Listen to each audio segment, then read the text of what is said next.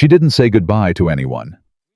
At 3 in the morning, Clara Whitmore lifted her canvas bag off the floor, stepped over the threshold of the ranch she had built with her own hands, and walked into the dark without looking back.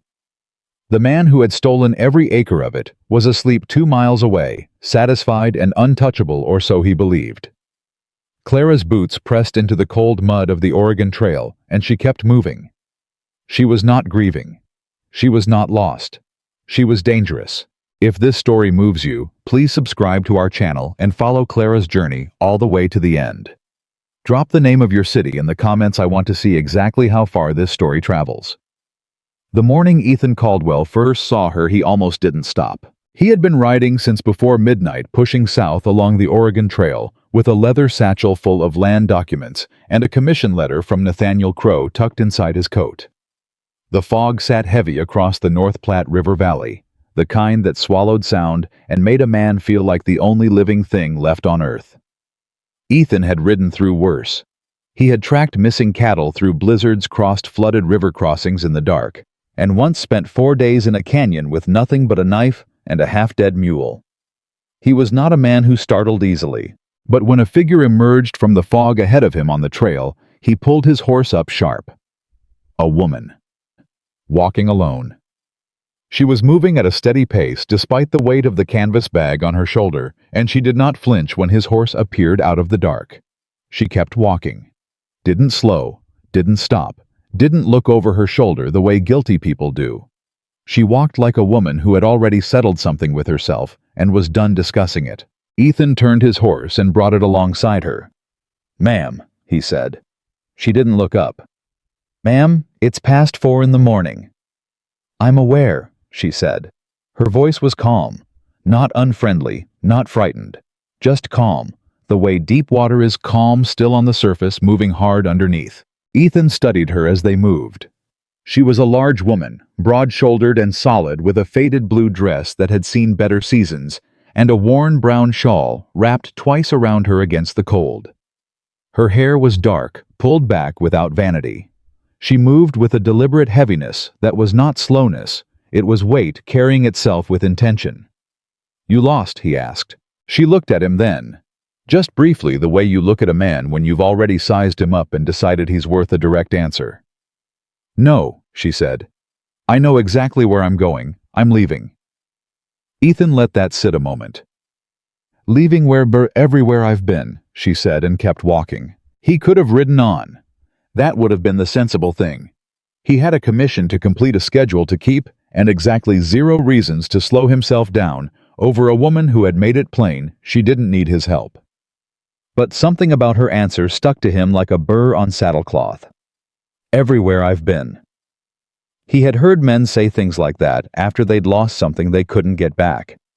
He had never heard a woman say it that way, like a decision, not a wound. He stepped down from his horse and walked beside her. She glanced at him sideways. "You don't have to do that," she said. "I know," he said. They walked in silence for a 1/4 mile. The fog thinned a little as the ground rose, and Ethan could see further ahead along the trail. Nothing moved. No riders, no campfires, no sign of anyone else within a good distance. Whoever this woman was, she had timed her departure carefully. "You come from the Whitmore Ranch?" he asked. He had passed it the previous morning. He knew the land. Small spread, well kept, maybe 500 acres of good grazing near the river bend. She didn't answer right away.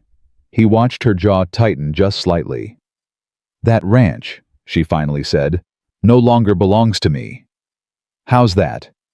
"A man by the name of Nathaniel Crow decided it belonged to him instead." Ethan kept his expression neutral, but his chest did something strange and quiet. Nathaniel Crow was the name on the commission letter inside his coat. He said nothing about that. Not yet. "Your husband?" he asked carefully. "Thomas Whitmore," she said. "He died 8 weeks ago. They called it an accident." A pause, short and sharp as a struck match. "It wasn't." Ethan looked at her. She was staring straight ahead down the trail. "That's a serious thing to say," he said. "It's a serious thing to know," she said. He didn't push. He had been on the frontier long enough to understand that some truths come out in their own time, and pushing them before they're ready only drives them underground. So he walked beside her and let the silence do what silence does, fill itself slowly with what the person beside you is carrying. Her name was Clara Whitmore, he learned. She told him that much willingly enough. She had come west from Ohio with Thomas 12 years ago, back when the territory was still raw and the land was cheaper than hope. Thomas had been a good man, practical, honest, hard-working, in the way that frontier living demanded. They had no children, a fact Clara mentioned without apology and without sorrow, just as a piece of information about the shape of her life. They had built the ranch together from nothing, cleared the land, built the house, bred the cattle from 3 original pairs into a working herd. 12 years of bone-deep labor between them and the land had responded the way good land does when people treat it with respect. Then Thomas rode out on a clear morning in September to check the eastern fence line, and he didn't come home. They found his horse at the bottom of a ravine.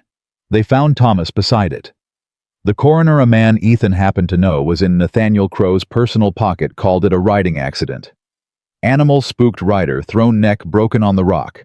Simple and tragic and closed. Clara buried her husband on the hill behind the ranch house, in the spot they had once agreed on together, over a bottle of poor whiskey and a sky full of stars. She had 2 days to grieve before Nathaniel Crow arrived with a lawyer and a stack of legal papers. He sat down at my kitchen table, Clara said, in the chair Thomas built with his own hands. And he told me my husband had borrowed $40,000 against the ranch 7 years ago and never repaid a cent of it. He showed me the contract. He showed me the lien. He told me the property was his by law, and I had 30 days to remove myself. And you believed him? Ethan asked. Her eyes cut sideways at him again. Sharp this time. No, she said. I did not believe him. Thomas and I shared everything. Every account, every agreement, every dollar that came in and went out. I kept the books. I knew every debt we carried and every debt we'd settled. There was no $40,000 loan. There was no contract. Thomas would never have signed something like that without telling me. He didn't know how to keep secrets from me. He wasn't built for it. Then why did you leave? She was quiet for a long moment, long enough that the trail bent, and they followed it, and the river came back into earshot below them, moving cold and steady in the dark. Because I found something, she finally said. Before I left. Hidden in the place Thomas kept his important things, a loose board under the bedroom floor. I found his journals, years of them.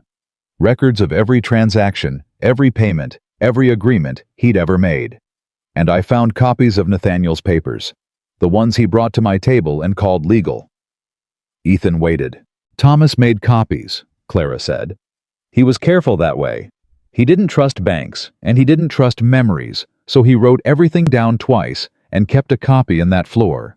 And when I compared his copies to what Nathaniel brought me, she paused, and something crossed her face that wasn't grief and wasn't anger, but sat somewhere between them like smoke. The dates were wrong. The signatures were wrong. The account numbers didn't match any institution Thomas had ever used. The papers Nathaniel Crow put on my kitchen table were forgeries, every page of them. Ethan walked in silence for a moment, processing that. You took the journals, he said. I took everything in that floor, she said. Journals, copies, original payment receipts, a deed of clear title with Thomas's real signature that I knew as well as my own face. I packed them in the bottom of this bag, put my dress on top, and I walked out before sunup. And Crow doesn't know you have them. He thinks I'm a grieving widow who lost her mind to grief and wandered off into the territory, Clara said. And there was something flat and cold and precise in how she said it. Not bitterness. Something harder than bitterness. Certainty. He thinks I'm nothing. He's thought that since the first moment he looked at me.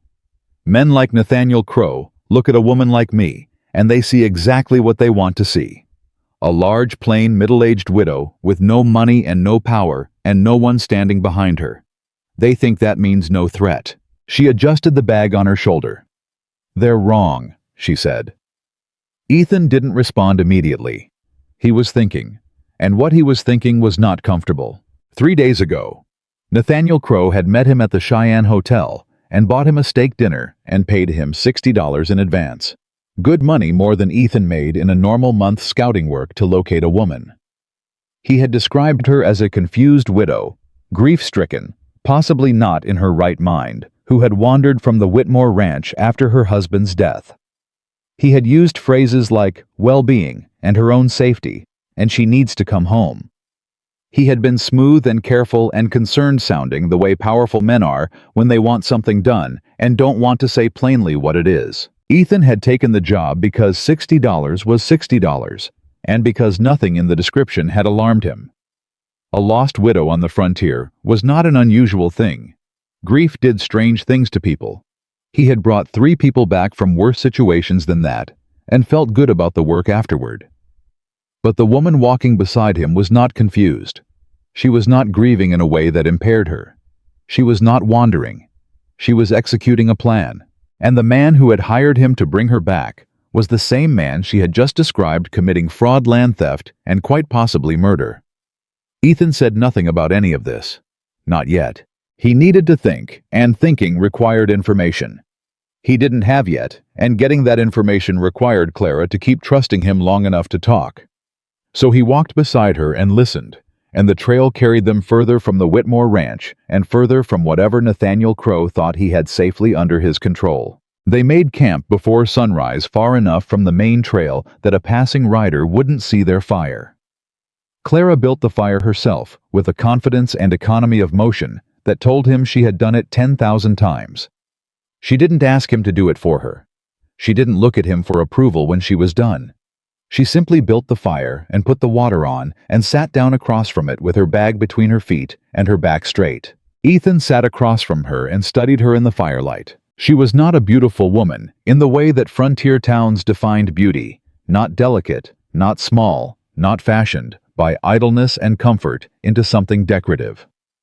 She had a broad, honest face and dark eyes that held intelligence without apology, and hands that were rough from 12 years of genuine work. The fire lit the left side of her and left the right in shadow, and there was something in that half-lit quality that matched the woman herself. What you could see was plain enough, but what you couldn't see was something else entirely. "How far are you going?" he asked. "Denver," she said. "There's a federal land investigator there, a man named Samuel Harding. I've read about him. He took down a land scheme in New Mexico 2 years ago, recovered property for 11 families. He's honest." She looked at him across the fire. "Honest men are rarer than water out here, but they exist. I'm going to find one." "Denver's a long walk," Ethan said. "I know that. You have no horse." "I know that too. And Crow's going to figure out where you've gone before long. If he sends riders—" "I know," she said, and her voice didn't change, didn't rise, didn't wobble. "I've been thinking about that for 3 weeks. Since the night I found the journals and understood what I was looking at. I've had time to consider the risks." "And you left anyway." "A woman who stays in a house belonging to the man who killed her husband and let herself be erased isn't brave," Clara said. "She's just convenient." She poured the boiling water into 2 tin cups and set one within his reach without asking whether he wanted it. "I reckon I'd rather be inconvenient." Ethan picked up the cup. They drank in silence, and the fire crackled between them, and somewhere in the dark, the river ran on indifferent and cold and clean. He should have told her then. He knew that. A man with a clean conscience would have said it plainly. "I need you to know who I am and why I'm on this trail." But something stopped him, and the thing that stopped him was not dishonesty, or not entirely. It was the fact that he didn't yet know what he was going to do, and he had learned a long time ago that a man who doesn't know what he's going to do has no business making promises in either direction. So he held the commission letter inside his coat and said nothing. And by morning, that silence had already started to cost him. They broke camp at first light and followed a secondary path. Clara had identified. She had studied a hand-drawn map of the territory that Thomas had acquired from a surveyor years earlier, and she had memorized the alternative routes before she left. That told Ethan something he filed away carefully. She had been planning this departure for weeks. Not a panicked flight. A deliberate exit timed and routed, and thought through by a woman who understood what was coming and refused to wait for it to arrive at her door. She moved well on the trail. Ethan had expected to moderate his pace for her the way he usually did when traveling with someone unfamiliar with hard travel. But Clara set a pace he matched rather than led, and she read the terrain with the ease of someone who had spent years moving across it. She noticed things.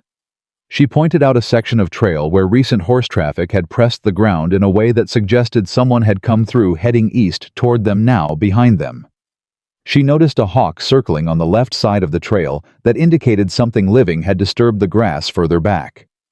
She read the country the way a person reads familiar text, quickly, precisely, without laboring over it. "You know this land well," Ethan said.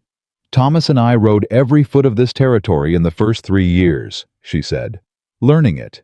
He believed if you were going to live somewhere, you owed it to yourself to understand it." She paused. "I owe it to him to remember." Around midday, they stopped beside a shallow creek to water the horse and rest. Clara sat on a flat rock and opened her bag and removed a cloth that held a piece of dried meat and some hard biscuits. She offered him half without being asked.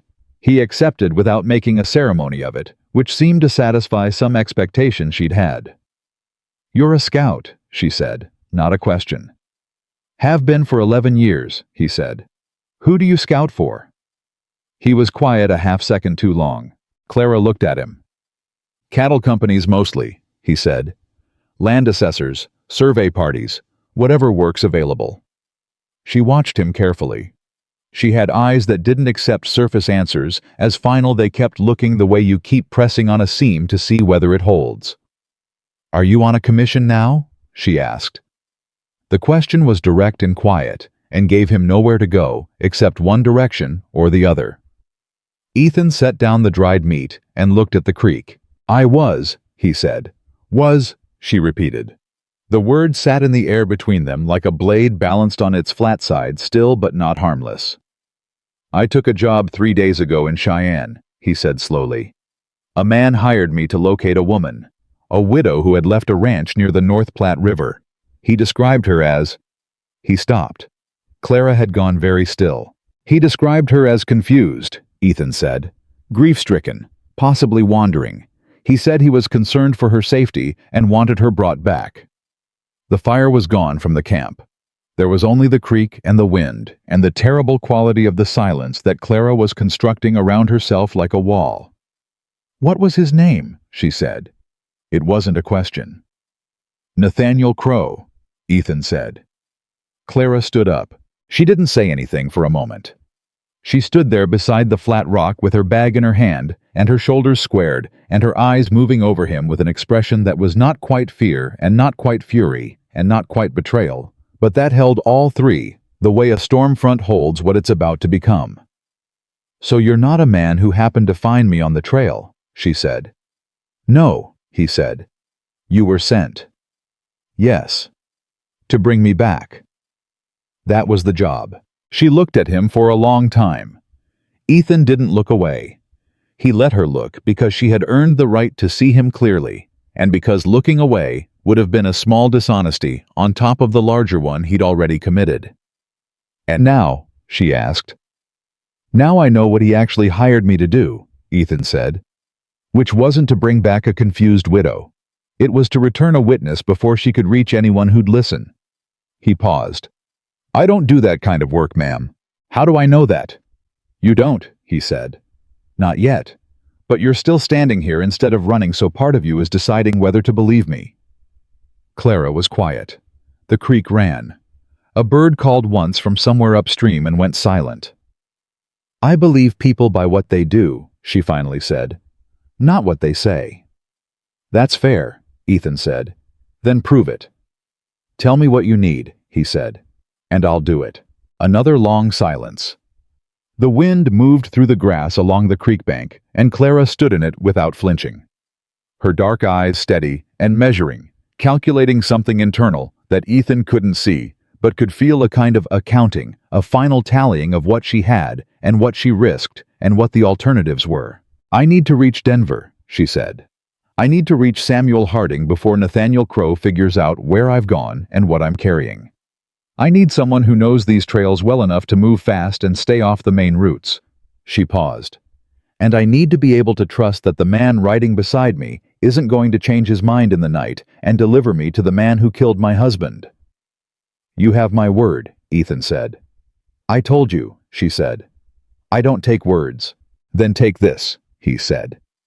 He reached inside his coat and removed the commission letter, Nathaniel Crow's letterhead, his signature at the bottom, the $60 in banknotes folded inside it. He held it out to her. "That's the contract, the money, all of it. You keep it.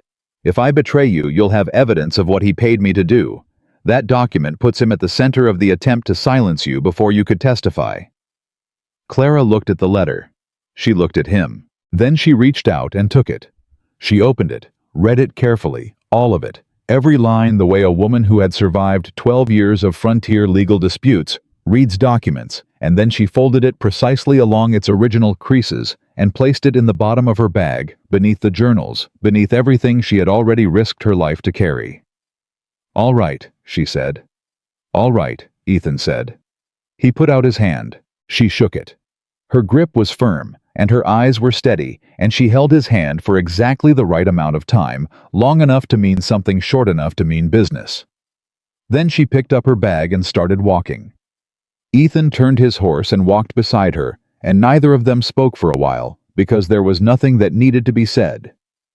What had happened between them beside that creek was not a negotiation. It was a choice, and choices made on the frontier. Ethan knew had a weight that words never quite managed to carry. By the time they cleared the creek bank and hit the next stretch of open trail, the sun was angled west and moving. Behind them, somewhere on the main road, they were no longer traveling. Ethan knew that Nathaniel Crow's men were already in the saddle. He had seen that quality of planning in the way the job had been described, the speed of the payment, the precision of the woman's description. Crow had been expecting her to run.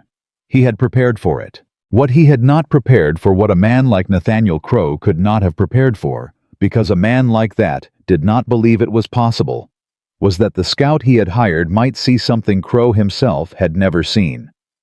Not a confused widow, not an obstacle to be removed, not a large, plain, powerless woman with no one standing behind her, but someone who had already decided, someone who had packed the truth into the bottom of a canvas bag and walked into the cold dark and put one foot in front of the other, and would keep doing that mile after mile until the men who had underestimated her stood before a judge and learned what that mistake had cost them. Ethan rode beside her as the trail bent south and the light changed above the high grass and the river sound faded behind them. He didn't know yet everything she was carrying. He didn't know yet what it would cost either of them to see this through. But he knew one thing as certain as the cold and the trail and the long road still ahead of them.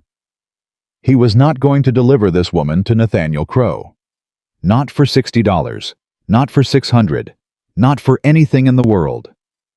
They were 2 days south of the creek when the first rider appeared behind them. Ethan saw him before Clara did, a dark shape on the ridge to the northeast, sitting his horse at a distance that said he wasn't lost and wasn't traveling. He was watching. Ethan didn't point it out immediately. He adjusted the direction of their travel by 15 degrees without explaining why, cutting toward a series of low hills that would break the line of sight, and he watched Clara from the corner of his eye to see whether she'd notice. She noticed. "We're turning," she said. "We are," he said. "Why, rider on the ridge behind us." She didn't look back. That was the first thing that struck him. Her instinct was exactly right. The way an experienced person's instinct is right, because looking back at someone who's watching you tells them you know they're there, and knowing you know changes what they do next. She kept her eyes forward and adjusted her pace to match his new angle without breaking stride. "How long has he been there?" she asked. "Since before the last rise," he said. "Maybe 20 minutes. One rider. One that I can see." "Which means there are more," she said. "Likely." She was quiet for a moment. Then, "How many men does Crow keep?" "I don't know his full operation," Ethan said. "When he hired me, he had 2 men with him at the hotel. Big men, not the kind you hire to move cattle. The kind you hire to move problems. Thomas used to say that a man who needs that kind of hired company is a man who's already decided the law won't help him get what he wants." A pause. He was right about most things. They moved into the low hills, and Ethan picked a path through the broken ground that would be difficult to follow. At speed loose, shale narrow switchbacks, a dry creek bed that ran between two rocky outcroppings and offered concealment without sacrificing forward progress. He knew this kind of terrain by instinct, now the way a man knows the back of his own hand after years of using it to navigate through the dark. Clara moved through it without complaint and without slowing. By midday, they had crossed the hills and descended into a long grass valley on the other side, and the rider on the ridge was gone. Either he'd lost them or he'd gone back to report. Ethan wasn't sure which was better. They stopped to rest beside a dry boulder, and Clara opened her bag and checked the journals without being asked. She lifted the cover of the top, ran her fingers over a page, and closed it again with the careful precision of someone handling something irreplaceable, which she was. "Tell me more about the papers," Ethan said. "The forgeries. What exactly makes them wrong?" She looked at him steadily, measuring the question. "Thomas kept ledgers," she said. "Every transaction he made, every dollar in and out, dated and signed and noted with the name of the other party. I kept the household accounts. We never had a gap between us. I would have known immediately if he'd borrowed $40,000 because that kind of debt doesn't sit quietly. It touches everything. The way you buy supplies, the way you plan for winter, the way you talk about the future." She shook her head. Thomas talked about the future all the time. He was already planning to expand the east pasture last spring. A man carrying a $40,000 debt doesn't plan expansions. And the documents themselves. The account number on Nathaniel's loan contract references an institution in Kansas City, the First Territorial Savings Association. I have Thomas's original banking records. He never had an account there. He banked in Cheyenne at the Cattlemen's Reserve, and he closed that account and moved everything to a Denver institution in 1869. The contract Crow produced is dated 1870. She let that land. Thomas couldn't have borrowed against an account he'd already closed. Ethan sat with that. And the signature. "Close," she said. "Very close." Someone studied Thomas's handwriting carefully. But Thomas had a habit: he always put a small mark under the T in his first name. A tiny downward stroke, like a tail. He did it without thinking. He'd done it since he was a boy, and his schoolteacher told him to distinguish his capital T from his lowercase 1. Every real signature he ever made has that mark. Her voice stayed level, but something moved behind her eyes. "The signature on Crow's contract doesn't have it." Ethan looked at her. "You knew all of this before you left," he said. "I knew all of this the night I found the journals," she said. 3 weeks ago. I spent 3 weeks pretending I didn't because I needed time to copy the key pages and make sure I had everything I needed before I walked out that door. If Crow suspected I'd found something, he would have come for the bag before I could leave." She looked at her hands.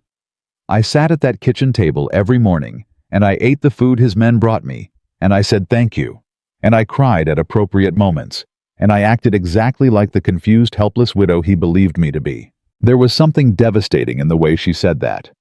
Not pride in the deception, not satisfaction, just the raw weight of what it cost a woman to perform helplessness for 3 weeks in order to survive. "That must have been—" Ethan started. "Don't," she said quietly. "I don't need it acknowledged. I just need to get to Denver." He nodded. They moved again. The valley was long, and the grass was dry from the late season, and it made a sound against their legs as they pushed through it that was almost like water.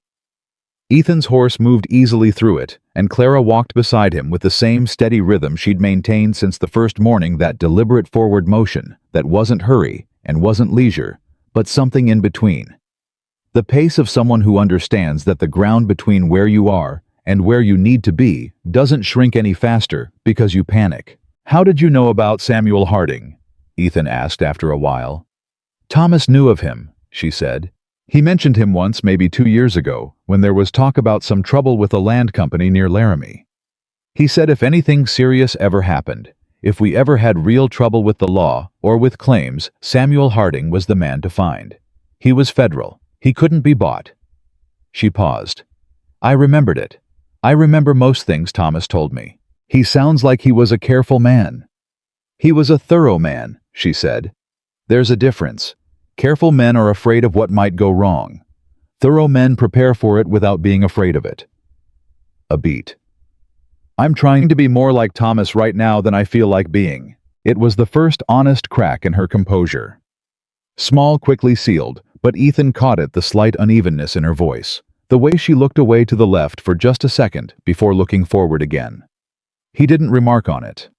Some things are more respected by silence than by words. They made camp that night in a shallow depression that blocked the wind and hid the firelight from any elevation above them.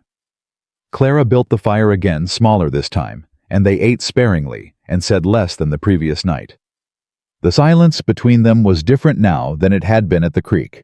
Less the silence of two people deciding whether to trust each other, and more the silence of two people who have already decided and are now living with what that means. Ethan spread his bedroll on the ground and lay back and looked at the stars and thought about Nathaniel Crow. He had met men like Crow before. Not many, but enough to know the shape of them. Men who came out of the East with capital and connections, and a deep conviction that the frontier was simply opportunity, waiting to be claimed by whoever was bold enough to take it. They saw the law as a tool, the same way they saw land and people and courts as tools useful when aligned with their interests, obstacles when not, and always manageable. The only thing men like Crow could not manage was something they hadn't anticipated. Clara Whitmore, sitting quietly across a small fire with a canvas bag between her feet and 12 years of meticulous record-keeping in her lap, was something Nathaniel Crow had not anticipated. "Can I ask you something?" Clara said. He turned his head. "Go ahead." "Why did you give me the letter?" He thought about that honestly. "Because you needed to be able to trust me, and there was nothing I could say to make that happen. So I gave you something instead. You gave up $60 and put yourself on the wrong side of a man who could ruin your livelihood." "I did," he said. "Why?" Ethan was quiet for a moment. The fire popped once softly. "Because the job I was hired to do wasn't the job I thought I was hired to do," he said. "And when I figured out the difference, I wasn't willing to keep doing it." He paused. "I've done work I wasn't proud of. You spend enough years on the frontier taking whatever commission comes along. Some of it turns out to be uglier than it looked when you said yes. But there are lines.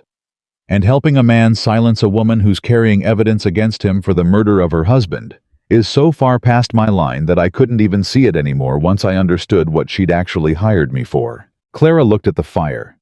"You said she said." He blinked. "I meant, you said what she'd hired me for." She looked at him. "You were thinking about someone else." Ethan was quiet for a long moment. "My mother," he said finally. "She was widowed when I was 9. My father's business partner claimed everything in a debt dispute, said my father had borrowed money that he hadn't borrowed, same as Thomas. She had no evidence and no one to stand with her. We lost the house, the land, everything." He stopped. "She worked herself to the ground for the next 10 years trying to get it back through legitimate means, and she never managed it.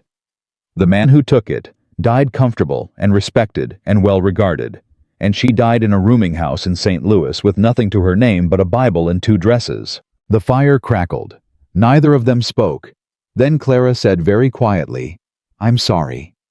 "She deserved better," Ethan said. "Most women do." They let that sit, and then the silence returned, and this time it had a different quality entirely. Not the silence of strangers or of cautious allies, but the silence of people who have exchanged something real and are feeling the strange lightness that follows. On the third morning, everything changed. They were an hour into the day's travel, moving well along a dry riverbed that offered both cover and good footing. When Ethan heard it, the sound of horses. Not one horse, not 2. Multiple horses moving fast and coming from the north, from behind them. "Off the bed," he said immediately. "Into the bank, now." Clara was already moving. She had heard it too, and she went up the bank on the right side with a speed that surprised him, climbing with the bag on her back and finding cover behind a large overhang of rock and root, before Ethan had his horse secured behind a thick stand of brush. He went up the bank after her and pressed against the rock beside her, and they both went still. 3 riders came through the riverbed at a hard trot. Ethan recognized one of them, a big man named Cass, who he'd seen standing behind Crow at the hotel in Cheyenne, wide through the shoulders, with a face like a fist. The other 2 he didn't know, but they had the same professional stillness about them that meant they were not men doing this reluctantly. They passed below without slowing. Ethan and Clara held still for a full 2 minutes after the sound of the horses faded south. Then, Clara exhaled slowly. Controlled the way you exhale when you've been holding yourself together by will alone, and you're allowing yourself exactly 1 breath of relief before you put yourself back together and keep moving. They went south, she said quietly. They think we're further along than we are, Ethan said. We've been moving slower than a direct route they're projecting forward. It buys us time. How much time? Hard to say. When they don't find us ahead, they'll backtrack. Maybe a day, maybe less. She nodded once precisely and stood up from the rock. She checked the bag. She checked the journals. She looked at him. Then we need to move differently, she said. We need to stop being predictable. I know a route, he said. It's harder traveling, rougher ground, but it cuts east before it bends south again, and it doesn't connect to any of the main trail networks Crow's men would know. It's used by survey parties and the occasional trapper. I've ridden it twice. How long does it add? 2 days, maybe 3. And by staying on the current route, we might be taken before we reach Denver, he said plainly. Clara didn't hesitate. Show me the route, she said. The harder route was harder in every way that mattered. The ground was uneven and rocky, and twice they had to work around sections of trail that were completely impassable. Once a landslide had taken out 30 yards of path, and once the trail simply disappeared into a bog that Clara identified by the quality of the grass before Ethan's horse had taken 3 steps onto it. She pulled him back by the arm, stepped forward, herself, probed the ground with a stick. She picked up without breaking pace and redirected them 20 yards east where the ground was sound. He looked at her. Thomas and I lost a heifer in a bog like this one, she said simply. You learn. That was the thing about her Ethan kept finding. Every time he adjusted his expectations, she exceeded them. Not in ways she performed or announced, in ways she simply demonstrated practically, without fanfare. The way genuinely competent people solve problems quietly and completely. On the second night of the harder route, when they had made camp and the fire was low, and Clara was reviewing the journals by firelight with the focused attention of someone confirming what they already know, rather than discovering what they don't, Ethan asked the question he'd been carrying since the creek. The accident, he said. Thomas's. What do you actually believe happened? Clara's hand stilled on the page. She didn't look up immediately. She looked at the journal, and something moved through her face, not the careful composure she'd maintained for 3 days, but something deeper and less managed. The kind of expression that happens to people when the truth they've been carrying in private is finally spoken out loud by someone else, and the speaking of it makes it simultaneously more real and strangely more bearable. Thomas was an excellent rider, she said. He'd been on horseback since he was 5 years old. He knew his animals better than most men know their own children, every temperament, every habit, every sound they made when something was wrong. His horse was a 14-year-old mare named Ruby, who he had ridden for 7 years. She was the steadiest animal we owned. She was not a horse that spooks. She paused. And the ravine where they found him was a section of fence line Thomas had ridden every week for 8 years. He knew every inch of it. So the coroner's version doesn't hold, she said flatly. An experienced rider on a calm, familiar horse on a trail he knew by heart, suffering a fatal riding accident on a clear morning with no weather event. She finally looked up. I've been a rancher's wife for 12 years. I know what riding accidents look like and what they don't look like. And I know what it looks like when someone needs a death to appear accidental before anyone has the chance to ask difficult questions about land and debt. The fire was low enough now that the light barely reached her face. Nathaniel Crow had been approaching Thomas about the ranch for 2 years, she said. Twice making formal offers, Thomas refused both times. The last time Crow sent a lawyer with a more generous figure, and Thomas showed the lawyer off the property personally. A beat.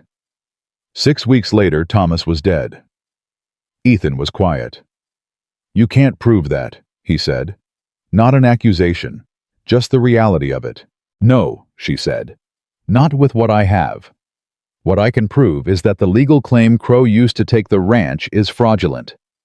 And if I can prove that in a federal court with a federal investigator willing to look at the full pattern, the forgeries, the timeline, the other properties. Crow has acquired the same way, maybe the question of how Thomas died becomes one that other people start asking with me." She closed the journal. "I can't bring Thomas back," she said. "But I can make sure the man who took everything he built doesn't get to keep it. And I can make sure he can't do this to another family." Ethan looked at her across the fire and thought about what that kind of commitment cost a person. Not the danger of the trail or the distance to Denver or the physical difficulty of everything she was doing. The internal cost. Carrying grief and keeping it functional. Keeping her head clear enough to think strategically while her heart was doing something else entirely in the background. Keeping herself going, not because the road was easy, but because stopping was something she had already decided not to do. "You're the strongest person I've been on a trail with," he said. "And I have been on this trail with some hard people." Clara looked at him. Her expression didn't change into something pleased or softened. She just held his look steadily, the way she held everything directly without drama. "I'm not strong," she said. "I'm just not finished." On the morning of the 4th day, they found the burned campsite. Ethan saw it first. The ring of stones, the ash, the ground around it disturbed by multiple sets of boots. Recent. Maybe 12 hours old. And the positioning of it tucked into a hollow beside the alternate route in a way that suggested whoever had made this camp had known this trail. He stopped his horse and said nothing. Clara came up beside him and looked at the campsite and understood immediately. "They know the route," she said. "Someone does," he said carefully. "Crow hired someone who knows the survey trails. Or someone told him about them." Ethan stared at the campsite. The survey company that used this route they contracted with several larger operations in the territory. It's possible Crow had access to their route information through a business connection. "How many people know about this path?" "Not many," he said. "But apparently enough." She adjusted the bag on her shoulder and looked at him with those steady dark eyes. "Then we stop following trails," she said. He looked at her. "Entirely," he said. "Can you navigate without them?" "I can," he said.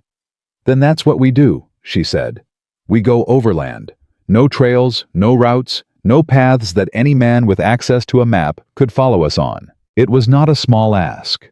Overland travel through the Wyoming Territory was slow and physically demanding and required a level of terrain knowledge that most people didn't have.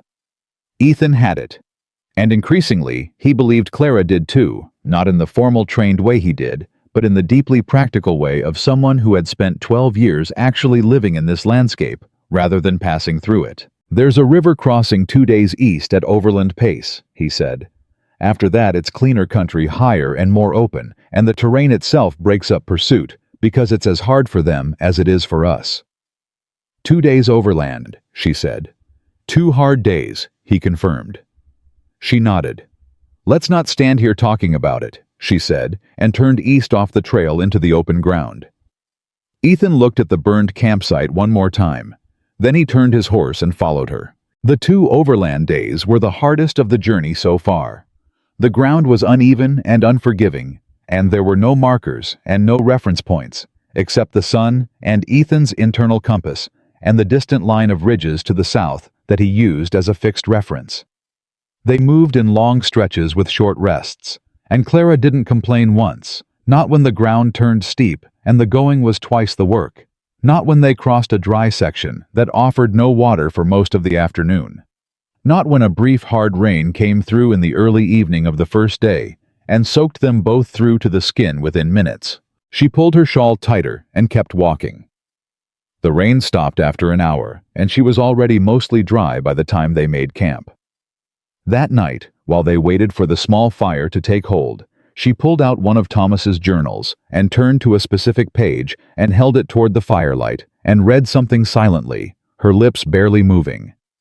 Then she closed the journal and held it against her chest for just a moment. Ethan looked away. Some moments are not for witnesses. On the second overland day, an hour before they reached the river crossing, Clara stopped abruptly. Ethan pulled up beside her. She was looking at the ground. A set of horse tracks. Fresh. Cutting across their path from west to east, maybe 2 hours old, heading for the river. "That's not Crow's men," Ethan said after studying the tracks. "Different shoe pattern. Single rider moving fast, not searching." "Could be anyone," Clara said. "Could be," he said. "But it puts someone at the crossing ahead of us." "Can we cross upstream?" "Quarter mile up, there's a shallower section. It's navigable." "Then we go there," she said. They went there. The crossing was colder and slower at the shallower section, and the water came up above Clara's knees, and she moved through it without stopping. Her bag held high above the current. One careful step at a time, reading the riverbed with her feet, the way she read everything precisely without rushing, getting it right instead of getting it done fast. Ethan crossed his horse beside her and kept himself between her and the deeper current downstream.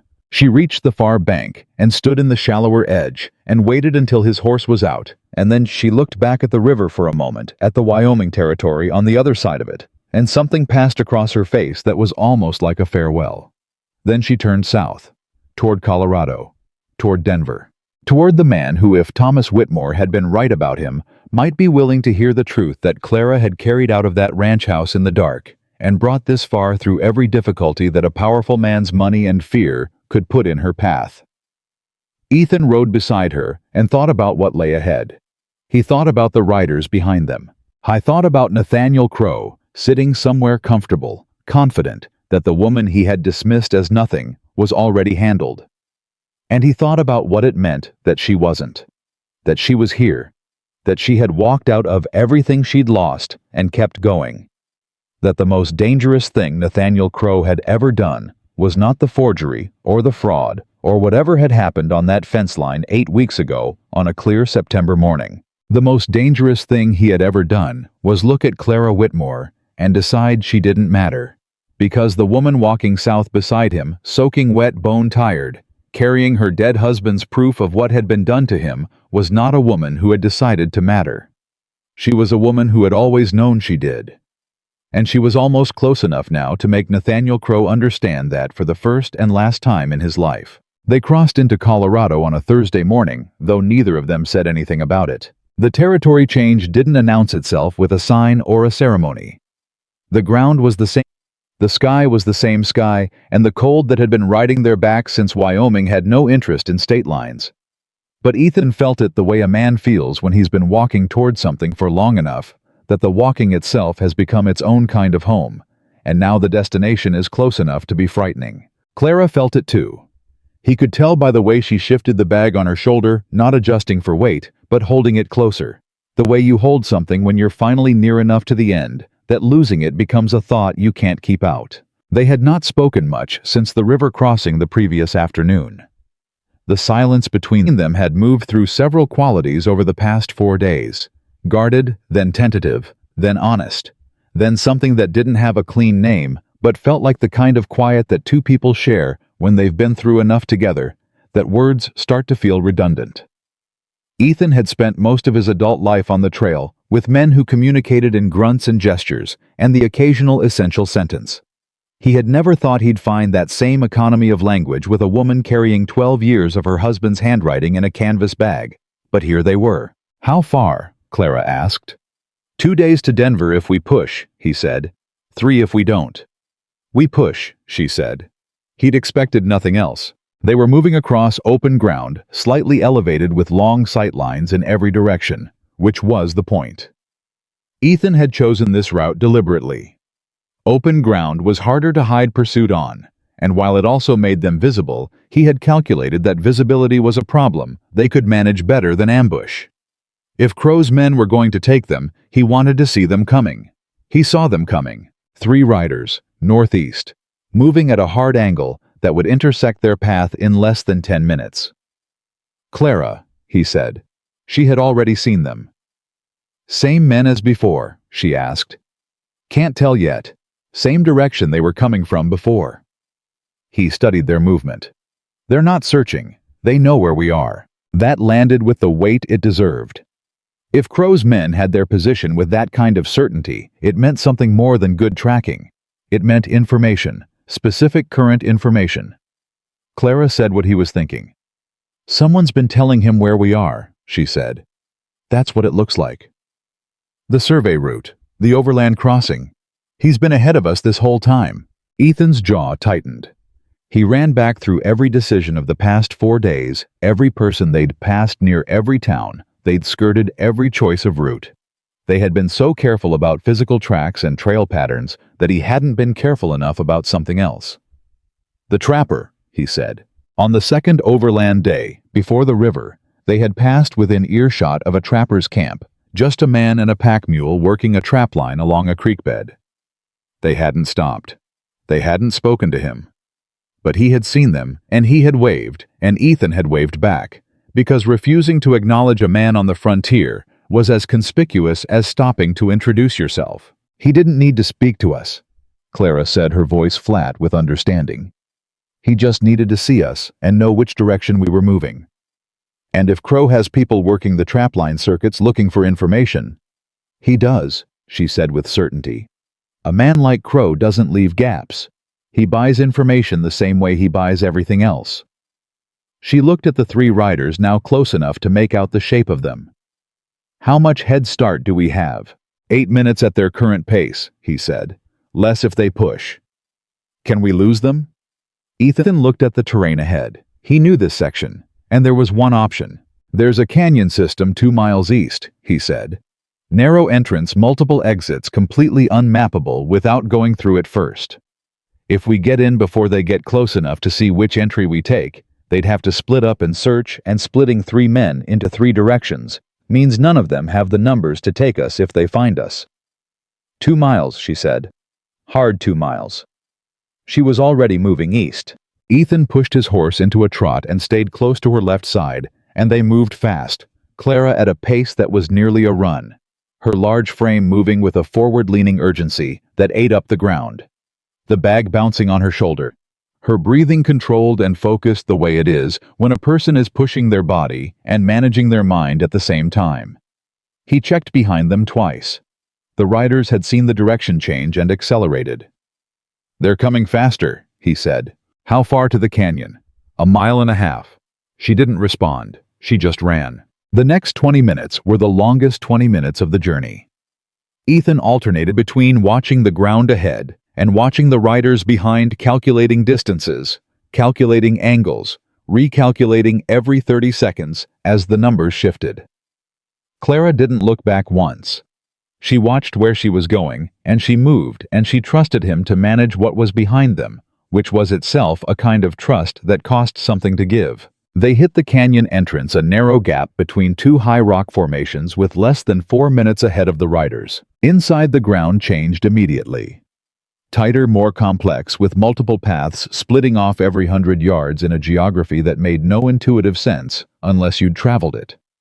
Ethan had traveled it once 3 years ago following a survey party.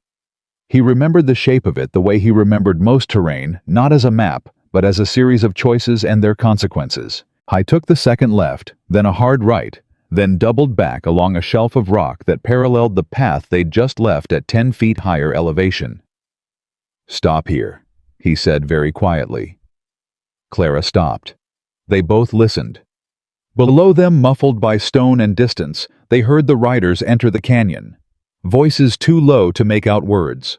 The sound of horses moving carefully on uncertain ground. Then the sound splitting 3 directions, 3 riders exactly as Ethan had predicted. Clara's eyes met his. He held up one hand. Wait. They waited. The sounds grew fainter, then fainter, still. Still then stopped being sounds, and became just the silence of the canyon, pressing in around them with the weight of all that stone. Moved now, he said quietly. Fast and quiet. They moved. I took them through the canyon by a route that came out the southern end, which was not the direction any of the 3 riders had taken, and by the time they emerged back into open country, the sun had moved a full measure across the sky, and the riders were somewhere behind them in a system of rock corridors that would keep them occupied for hours. Clara stopped at the canyon's southern exit and put her hands on her knees for a moment, breathing hard. Not collapsed, not defeated, just allowing herself the 30 seconds of recovery that the situation had just earned her.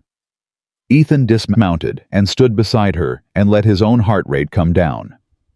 "That was good," she said, straightening. "It worked," he said. "It was good thinking," she said. And she said it the way she said everything, directly, without softening it into a compliment, just stating what she observed. It occurred to him that Clara Whitmore gave her evaluations the way Thomas apparently kept his records accurately without sentiment. It was the highest respect she had for anything telling it straight. "We've bought ourselves time," he said. "But they'll find the southern exit eventually. We need to move differently from here." "How differently?" "We travel at night," he said. "For the next stretch at least. Sleep during the day in concealment. It slows us down, but it takes away the visibility problem." She considered this. "One more day," she said. "We travel at night for one more day, and then we need to reach a settlement. I need a post office." He looked at her. "A post office," he repeated. Clara straightened fully and reached into the bag and withdrew a sealed envelope that Ethan had never seen before. Heavy paper sealed with wax addressed in careful handwriting. "Samuel Harding," she said. "Federal Land Investigator, Denver office." She held it steadily. "I wrote this letter 3 weeks ago before I left. I've been carrying it since the first morning. If something happens to me before we reach Denver, if Crow's men take me and take the bag, this letter needs to be in the mail first. It contains a full written account of the forgeries, a description of all the key evidence, and the name of the Kansas City banking institution, whose records will contradict the loan document." Ethan stared at the envelope. "You've had that since the beginning," he said slowly. "Since before the beginning," she said. "Thomas taught me to have a contingency." The full weight of what she'd been doing settled over him like cold water. She had not been simply running. She had been running a deliberate, layered strategy. Physical evidence in the bag, documentary backup in the envelope, the commission letter she'd taken from him as legal evidence of Crow's intent. She had built redundancy into her escape, the way Thomas had built records twice in different places, so that no single failure point could destroy everything. "Clara," he said. "We need to find a post office," she said, putting the envelope back into the bag. "Yes," he said. "We do." They traveled through that night under a 3/4 moon that gave enough light to move by without being generous about it. Ethan navigated by the stars and by the feel of the terrain underfoot, and Clara moved beside him with the same unhurried steadiness she'd maintained for days, though he could tell not from anything she said, but from the small adjustments in her movement, the slightly greater effort in each step, that the accumulation of the journey was sitting on her now. 5 days of hard travel, wet crossing canyon sprint, night movement. A body absorbs all of that and carries it whether you acknowledge it or not. She didn't acknowledge it. He didn't ask her to. At 3 in the morning they found a small settlement, 8 or 10 buildings clustered around a crossroads, the kind of place that existed because a road needed a reason to stop and a reason to start again. A trading post, a farrier's shop, 2 or 3 residences. And at the far end, a small building with a painted board above the door that read Postal Service, in letters that had been repainted at least twice. Clara looked at the postal building. "It won't be open," Ethan said. "I know that," she said. "Is there anyone in this town who would have a key?" He looked at the settlement. There was lamplight in one window of one of the residences, someone awake at this hour. For whatever reason, people are awake at 3 in the morning on the frontier. Illness, insomnia, a newborn, a worry they couldn't put down. "Wait here," he said. He knocked on the door with the light. A woman answered. Middle-aged, a shawl pulled around her shoulders, with the alert eyes of someone who's been awake for a while. She looked at him without fear, but with caution, and he took off his hat and spoke plainly. "Ma'am, I apologize for the hour. I have a traveling companion in serious need of posting a letter, urgent legal matter." She's been on the trail for 5 days, and we have reason to believe there are men following us. Is there anyone in this settlement who has access to the postal building tonight?" The woman looked past him at Clara, who was standing in the road with her bag and her shawl and her 5 days of trail on her, and something in what she saw made the woman's caution shift into something else. "My husband is the postmaster," she said. She woke her husband. He grumbled about it with the good-natured irritability of a man who grumbles out of habit more than genuine objection. Pulled on his boots, took his key from its hook, and opened the postal building without demanding an explanation more detailed than the one Ethan had already provided. Clara placed the envelope on the counter and looked at the postmaster. "This needs to go to Denver on the first available mail," she said. "To Samuel Harding, Federal Land Investigator. It is a legal document in an ongoing matter. Please." The postmaster looked at the envelope, looked at Clara, and stamped it. "First southbound mail goes at first light," he said. "It'll be in Denver before you are." "That's exactly what I need," she said. He held the door for them as they left, and his wife, who had followed them over in her shawl, unable apparently to leave it alone once she'd seen Clara's face, pressed a wrapped cloth parcel into Clara's hands as they stepped out. "Biscuits," the woman said firmly, "and don't you argue with me about it." Clara looked at the parcel and then at the woman, and something moved through her face that she didn't quite manage to contain just briefly, just for a second, before she had it controlled again. The particular expression of a person who has been strong for so long that a small, uncomplicated act of kindness lands like a physical thing. "Thank you," she said, and then more quietly, "Thank you." The woman nodded, as if she understood all the things that were inside, that thank you, and didn't require them to be named. They left the settlement before sunrise and moved south. Ethan let the silence run for a while before he said anything. "How are you holding up?" he asked. "I'm holding," she said. "That's not the same thing." She glanced at him sideways. "No," she said. "It isn't." A pause. "I'm tired in a way that sleep won't fix. I've been tired like this since the night I found those journals. It's not a physical tired. It's the kind that comes from knowing something terrible and having to act normal about it." "It'll be over soon," he said. "You don't know that," she said. "No," he admitted. "I don't. I'll be satisfied when Samuel Harding has the evidence in his hands," she said.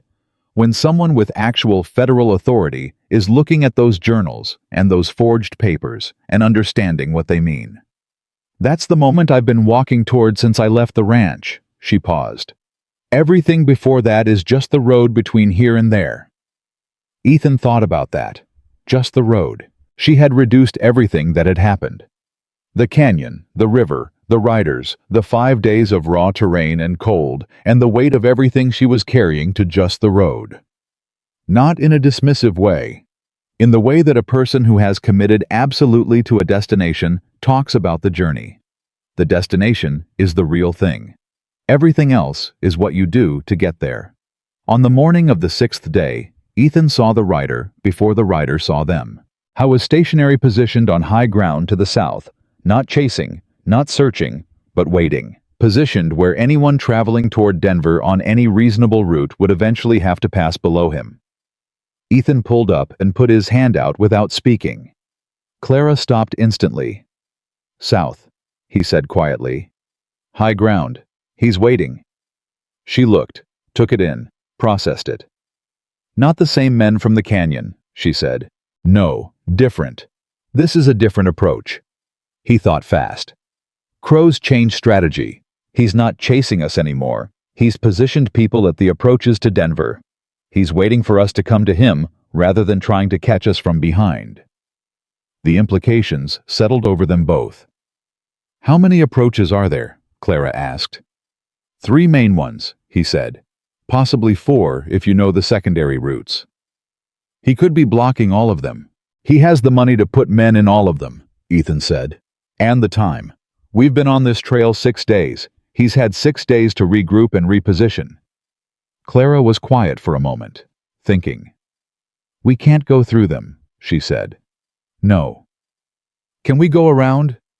"The long way around adds 2 days," he said. And we don't know whether the long way around also has someone waiting. Then we need different thinking, she said. This was the moment, the one Ethan had been moving toward without naming it. The one where the physical problem they'd been solving stopped being primarily a navigation problem and became something else. They couldn't outrun Crow's network. They couldn't outposition it. They were two people on foot and one horse against a man with unlimited local money and days to prepare. We need help, Ethan said. Clara looked at him. From who? She said. There's a man I know, he said slowly. A former federal deputy named Will Garrett. He settled near Castle Rock 3 years ago, took up land, got out of the lawman business after his wife got sick. He's not an official anymore, but he carries the kind of name that men in the territory still respect. If I could reach him. Can you reach him without going through the approaches to Denver? Castle Rock is east of the main Denver routes, he said. It's possible. It adds half a day. What does this man owe you? Nothing, Ethan said. But I'm the reason his wife got the doctor she needed when they were 2 days from the nearest town. I rode through a night and most of the following day to get to Cheyenne and bring the man back. She recovered. He paused. Will Garrett remembers things like that? Clara absorbed this. A half-day's detour to reach a man who might be willing to ride with us into Denver, she said. Versus trying to go through Crow's men ourselves. That's the choice, he said. She didn't hesitate. Will Garrett it is, she said. How was there? That was the first relief, a genuine physical loosening of something in Ethan's chest when he saw the smoke from Will Garrett's chimney rising in the late afternoon air above the small ranch at Castle Rock. He had not been entirely certain. Will would still be here, or that the ranch would still exist, or that the half-dozen other things that could go wrong with a plan built on a 3-year-old debt hadn't gone wrong already. But the smoke was there, and then the house was there. And then Will Garrett himself was at the door before Ethan had even fully dismounted. Tall, weathered, with the particular stillness of a man who has spent years in situations where stillness was survival. Ethan Caldwell, Will said. Not quite a question. Will, Ethan said. I'm sorry to come without warning. We don't have the luxury of warning right now. Will looked at Clara. He took in the bag, the trail-worn dress, the 5 days of difficult journey on her face. And he looked at her the way a man looks when he's reading the actual situation rather than the surface of it. Come inside, he said. Will's wife. Martha recovered healthy, with the particular vitality of a woman who has been given her life back and knows it fed them without asking questions first, which was exactly the right instinct. Clara ate with a focused, grateful attention that made clear how long it had been since she'd had a real meal, and Ethan ate beside her and felt the accumulated tension of 6 days begin just slightly to loosen its grip. Then Ethan told Will everything. He told it plainly and in order without edits, including the part where he had been hired by Nathaniel Crow to bring Clara back and had chosen not to. Will listened without interrupting, his elbows on the table and his eyes steady on Ethan's face, and when Ethan finished, Will was quiet for a moment. Then he looked at Clara. May I see the evidence? He asked. Clara reached into the bag and withdrew Thomas's journals and laid them on Will Garrett's table, 3 of them worn at the covers, filled with 12 years of careful record in handwriting she knew as well as her own face. She set the copies of the forged documents beside them. She set the original payment receipts beside those. Will picked up the first journal and opened it and read. He read for several minutes. He compared pages to the forged documents with the slow, thorough attention of a man who has spent years examining evidence in legal contexts. Then he set the journal down. This is enough, he said. Clara looked at him. For Harding, Will clarified. If Samuel Harding sees this, this is enough. The discrepancies in the dates alone. Any land investigator worth his position would open a full federal inquiry on this evidence. He looked at Clara. You built a good case, ma'am. Thomas built it, she said quietly. I just carried it. Will nodded in a way that acknowledged both things. Then he looked at Ethan. How many men does Crow have on the Denver approaches? At least 1 confirmed, Ethan said. Likely more. I know 2 men in Castle Rock, Will said. Former lawmen, both of them both trustworthy. I can have them ready to ride by morning. He paused. 4 of us plus the 2 of you is a different kind of problem for Crow's men than what they've been chasing." "You'd do that," Ethan said. Will looked at him steadily. "My wife is alive," he said simply. "Yes, I'd do that." Martha, who had been listening from across the room with the alert patience of a woman who has spent years understanding exactly when to speak and when to let the men finish, spoke now. "You'll both sleep here tonight," she said. She was looking at Clara when she said it, not at both of them, at Clara. "A real bed. You've earned it." Clara opened her mouth. "Don't argue with me," Martha said. Clara closed her mouth. Something moved across her face again, that brief, unguarded quality. The expression of a woman who has been holding herself together so completely for so long that ordinary human kindness keeps finding the cracks. She pressed her lips together and looked down at the journals on Will Garrett's table for a moment. Then she looked up at Martha and said, "Thank you." Martha nodded and showed her to the room. Ethan sat with Will at the table after the women had gone, and Will poured 2 measures of whiskey without asking which was the correct thing to do. "She's something," Will said. "She is," Ethan said. "You care about her," Will said. Not an accusation, not a tease. Just an observation stated the same way Clara stated things directly without decoration. Ethan turned the glass between his hands. "I respect her," he said carefully. "That too," Will said. "Both." A pause. "It's all right if it's both, Ethan." Ethan didn't answer that. Will drank his whiskey and didn't push it, because Will Garrett had always understood where the line was between saying enough and saying too much. They rode out before dawn. 6 of them, Ethan and Clara, Will, and his 2 men and a 6th rider, that Will had added at the last moment, a young deputy from the settlement who had heard the situation outlined and asked to come with a directness that reminded Ethan of Clara. Clara rode on a horse that Will had provided a solid, calm animal with good endurance, and seeing her in the saddle was a different thing from watching her walk. She sat a horse with the ease of someone who has spent years doing it upright and balanced the bag secured across her back, her eyes forward. The group moved south toward Denver in the pre-dawn dark, and Ethan rode beside Clara, and the silence between them had the quality now of a held breath. Not tension exactly, but the compressed awareness of people who are close to the thing they've been moving toward and are afraid to say so out loud, in case saying it makes it real enough to fail. They hit the first approach to Denver at first light. One of Crow's men was exactly where Ethan had seen him the previous morning, still on the high ground, still watching, apparently not informed that his quarry had taken a different route entirely, and was now approaching with numbers he hadn't anticipated. Will's lead rider went up the high ground before the watcher saw their group clearly, and there was a brief tense exchange that ended with the man disarmed and his horse taken and himself left on the ground with the inconvenience of a long walk, but none of the more permanent consequences he'd been prepared to inflict on Clara. Will rode back down and fell in beside Ethan. "1," he said. "How many more?" Ethan asked. "One way to find out," Will said. They found 2 more. One at the secondary approach, one at the road into the city itself. Both were handled with the same efficiency and the same principle: temporary incapacitation, permanent removal from the path. No one was killed. Ethan was grateful for that. He didn't want deaths on this road. He wanted justice, which was a different thing and a harder one, but worth the distinction.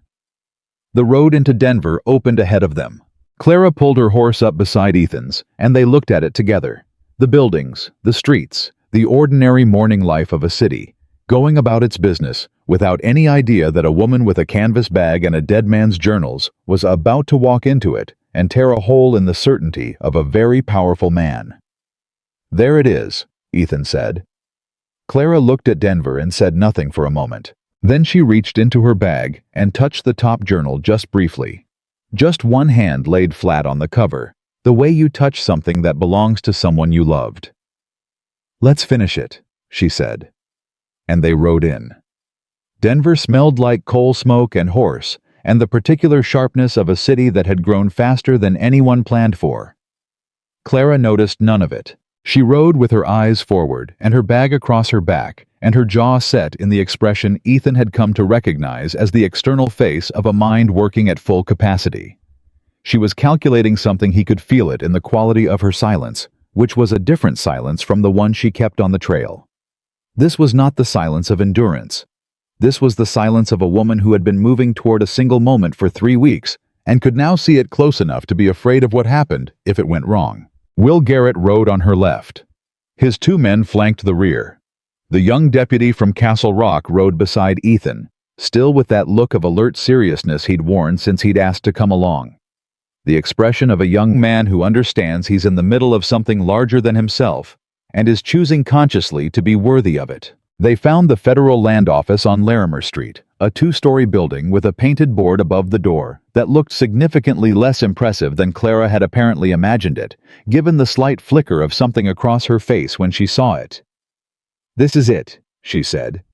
"Federal government doesn't believe in appearances," Will said. "They believe in filing cabinets." Clara dismounted. She didn't wait for Ethan to help her, which he'd stopped expecting 3 days into the journey.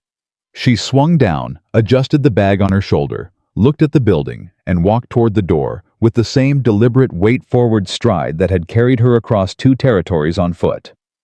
Ethan dismounted and followed. The man behind the front desk was a young clerk with ink on his fingers and the vaguely harassed expression of someone dealing with his 4th difficult situation before 10 in the morning.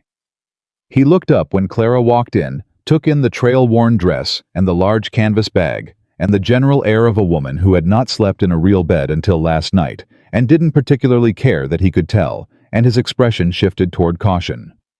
"Ma'am," he said. "Can I help you?" "Samuel Harding," Clara said. "I need to see him." "Mr. Harding is in a meeting." "I need to see him now," Clara said. Not loudly, not rudely, just with a clarity that left no reasonable alternative. "My name is Clara Whitmore. I sent him a letter by post from a settlement north of here 2 days ago. He may have already received it. I am the woman who wrote it." The clerk blinked. I'll check," he said, and disappeared through an interior door. Will had come in behind Ethan. He stood near the entrance with the quiet competence of a former lawman in a room he's already assessed for exits and problems, and he looked at Clara's back with an expression that Ethan could only describe as respect that had stopped needing to say anything about itself. The clerk came back faster than expected. "Mr. Harding will see you," he said, and his tone had changed completely. "Right away, ma'am." Clara didn't say "I told you so." She just walked through the door. Samuel Harding was smaller than Ethan expected. Compact, precise, with close-cropped gray hair and eyes behind wire spectacles that had the particular quality of eyes that read everything and discard very little. He was standing when they entered, which was itself a statement of some kind, and he was holding Clara's letter in one hand and looking at it with an expression that mixed urgency with the controlled professionalism of someone who has learned not to react to things before he has all of them. "Mrs. Whitmore," he said. "Mr. Harding," Clara said. He gestured to the chair across from his desk. Clara sat. She set the bag on the floor between her feet, the way she had sat at every campfire for 7 days. Bag between her feet, back straight, eyes forward. An unconscious habit, now the posture of a woman who had been guarding something precious for so long that the guarding had become part of her physical vocabulary. Ethan stood to her right. Will positioned himself near the door. Harding looked at Clara steadily over his spectacles. "Your letter was detailed," he said, "and specific. That's not something I say lightly. I receive claims of fraud and land theft on a regular basis, and most of them are vague and emotional and unprovable. Yours was none of those things." He paused. "Do you have the evidence with you?" "I do," she said. She opened the bag. She placed Thomas's journals on Samuel Harding's desk one at a time, 3 of them set precisely in order, the way a person places something they have carried a very long way with great care. She placed the copies of Nathaniel Crow's forged documents beside them. She placed the original payment receipts. She placed the deed of clear title with Thomas's real signature. She placed Ethan's commission letter last. Harding picked it up first, which surprised her. "What is this?" he asked. "That is a contract," she said, "signed by Nathaniel Crow, hiring a frontier scout to locate me and return me to him. Before I reached Denver, the man he hired, she looked at Ethan, is standing in this room. He chose not to complete the job when he understood what it actually was. Harding looked at Ethan. Ethan Caldwell, Ethan said. Scout. I was retained by Nathaniel Crow in Cheyenne 8 days ago under the description of recovering a confused widow. When I understood the actual situation, I declined to complete the commission. I'm prepared to provide a full account of the offer and its terms. Harding looked at the letter for a long moment. Then he set it down and picked up the first journal. He read. No one spoke. The room held the particular silence of a moment that knows its own weight, the clock on the wall marking seconds that felt like longer. The ink-stained clerk visible through the glass in the outer office, moving papers with no awareness of what was happening 10 feet from him. Harding turned pages. He picked up one of the forged documents and held it beside the journal and looked between them. He set them down and picked up the original deed. He was quiet for a long time. Then he took off his spectacles and rubbed the bridge of his nose and put them back on and looked at Clara. Mrs. Whitmore, he said, how long did you know about this before you left the ranch? 3 weeks, she said. I found the journals the night of the 20th of October. I left the ranch the 8th of November. And during those 3 weeks, Crow's men were present on the property. 2 men stationed there under the explanation that they were ensuring my welfare, she said. In practice, ensuring I stayed where he could see me. And you concealed your discovery for 3 weeks? Yes. While copying documents? Yes. While planning a route out that would avoid the main roads? Yes. Harding looked at her for a moment with an expression that was professionally controlled, but not entirely successful at hiding what was underneath it. Mrs. Whitmore, he said, I want you to understand something. In 11 years of federal land investigation, I have had 4 cases that resulted in successful criminal prosecution of a fraudulent land claim. 4. In 11 years. He picked up the first journal. What you've brought me is more thoroughly documented than 3 of those 4. He set it down. Your husband was a meticulous man. How was, Clara said. Her voice was level. Her hands in her lap were not quite level. Ethan could see them from where he stood, and there was a tremor in them that she was controlling by will alone. He believed that a man who writes things down twice has nothing to fear from a man who lies once. Harding was quiet for a moment. Then he called through the door to the clerk. James, send for Deputy Marshal Crane. Tell him it's urgent and federal, and not to stop for breakfast. The clerk appeared in the doorway. Yes, sir.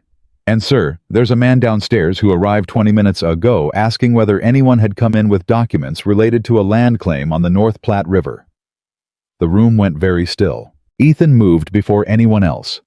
He was at the door and into the outer office and looking down the staircase in 3 seconds. And what he saw at the bottom of the stairs was a man he recognized, not Cass, not any of the riders from the trail, but the lawyer. The lawyer Crow had brought to the Cheyenne Hotel.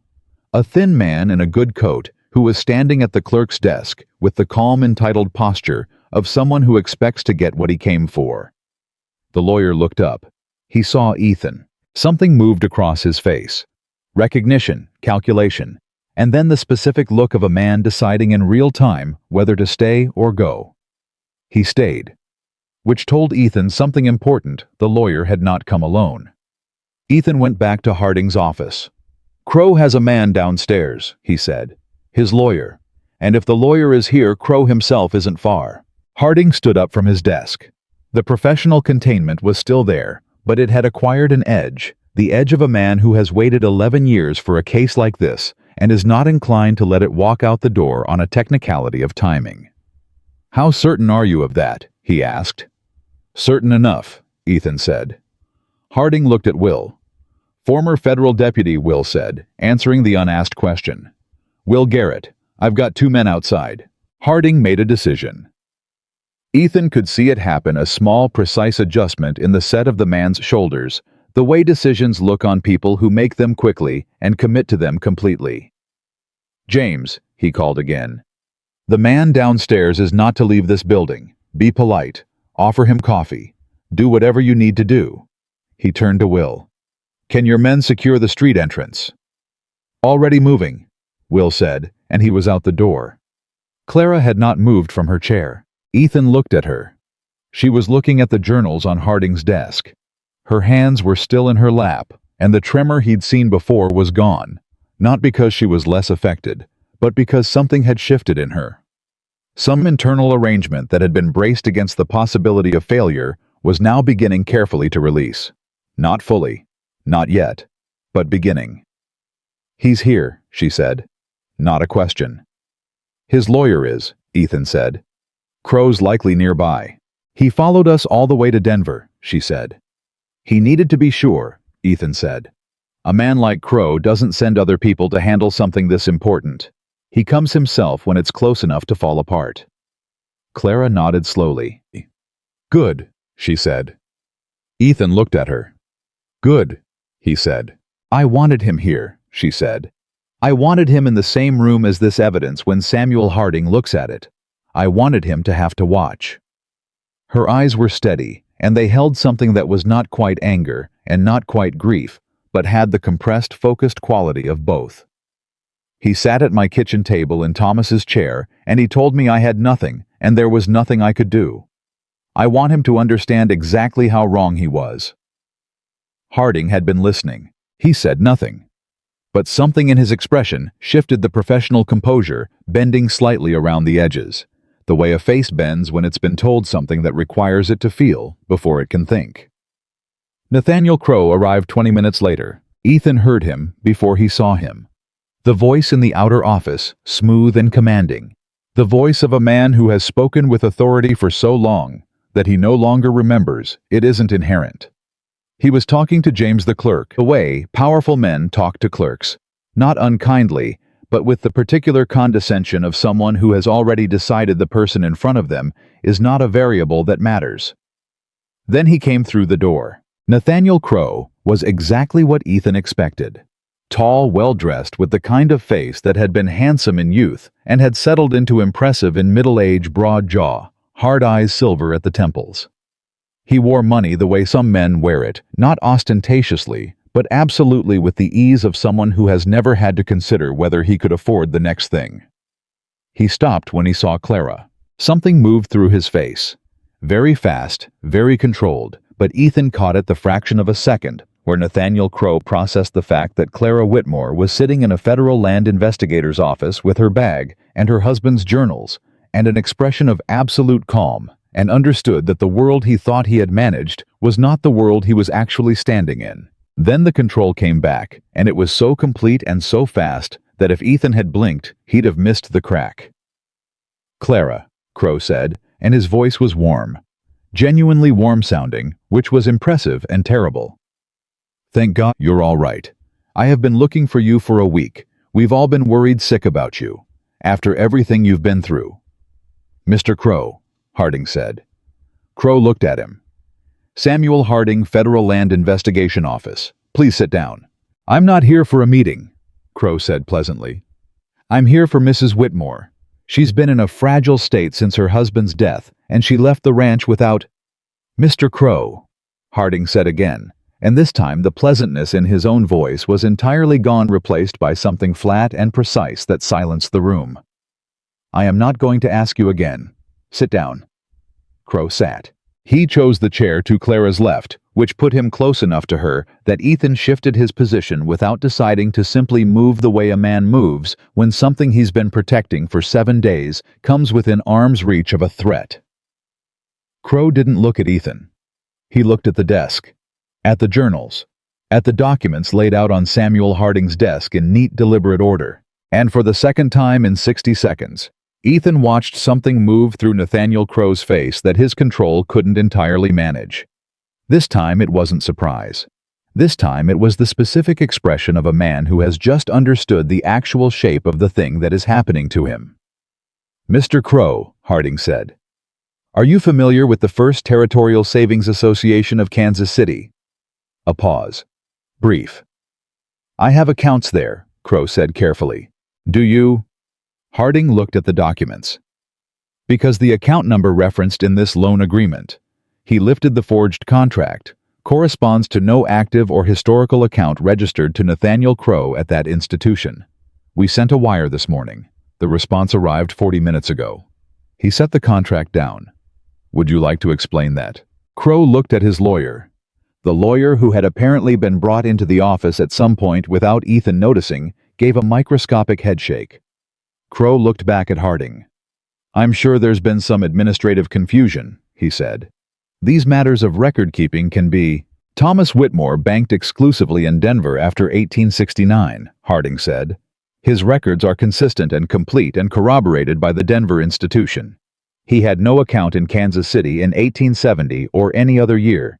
He could not have signed a loan agreement referencing an account that did not exist. Silence. Furthermore, Harding continued picking up one of Thomas's journals.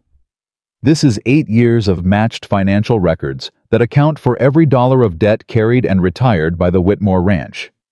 There is no $40,000 loan. There is no record of any financial relationship between Thomas Whitmore and your name, Mr. Crow, of any kind. He set the journal down precisely. And the signature on this contract, your Exhibit A in the land claim, does not match Thomas Whitmore's authentic signature, as demonstrated by 11 years of signed documents, letters, and receipts in this record. Crow's lawyer spoke for the first time. Mr. Harding, my client would like to... Your client, Harding said without looking at the lawyer, is going to be very quiet for the next few minutes. Clara had not moved, had not spoken. She sat in her chair with her hands in her lap and her eyes on Nathaniel Crow, and the expression on her face was not triumph and not vindication and not the satisfaction of revenge. It was something quieter and more complete than any of those things. It was the expression of a woman watching the last thing that stood between her and the truth finally run out of room to stand. Crow looked at her. For a long moment the room was entirely still. Then Crow said very quietly, the smooth warmth entirely gone, "You have no idea what you've done." Clara looked at him. "I know exactly what I've done," she said. "The same way I knew exactly what you did. The same way Thomas knew, which is why he wrote it all down." A pause. "You sat at his table, in his chair, and you told me I had nothing. You looked at me, and you decided I was nothing." Another pause, shorter and harder. "Did it ever occur to you to wonder what Thomas saw in me 12 years? And it never occurred to you that a man who kept records of every cent he'd ever earned might also have kept records of every person who threatened what he'd earned?" Crow had nothing to say to that. Which was, Ethan thought, its own kind of justice, a man who had built his entire operation on the belief that some people are too small to matter, sitting in the evidence of how wrong that belief had been, with no language left to argue in. Deputy Marshal Crane arrived 20 minutes later. The arrest was formal and precise, and utterly without drama, which somehow made it more significant rather than less. 2 federal marshals, proper documentation. Harding present as witness. Crow's lawyer was escorted to a separate room. The lawyer was not arrested, not yet, but the look on his face as he was separated from his client suggested he understood that "yet" was doing a great deal of work in that sentence. Crow was walked past Clara on his way to the door. He didn't look at her. She looked at him. After they were gone, the room was very quiet. Harding sat down at his desk and looked at the evidence spread across it, and made a note in his ledger, and made another note, and then looked up at Clara. "The ranch will be restored through federal order," he said. "The fraudulent claim will be voided.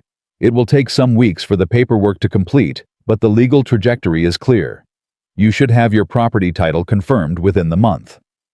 Clara nodded. "There's more," she said. Harding waited.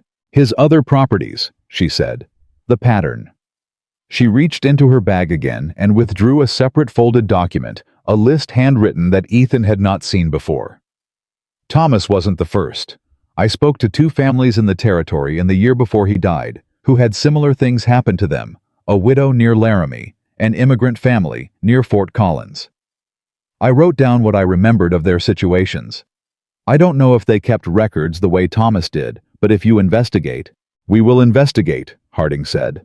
He took the list. He looked at it carefully. "We absolutely will." He looked at her over his spectacles and said something that was clearly not his standard professional language. "You should be very proud, Mrs. Whitmore." "I should be home," she said. But the way she said it was different from any other time she'd spoken of home. Not a goal, not a destination to be reached. Just a fact, the simplest, most direct statement of where she belonged and what she was going to do next. The kind of sentence that only becomes available to a person when everything's standing between them and it has finally been cleared from the road. Ethan walked her out of the federal building and into the street, and they stood in the thin autumn sunlight of Denver, and neither of them said anything for a moment. Will was there leaning against the building with his arms crossed and the satisfied expression of a man who came to help with something worth helping with. His two men were nearby.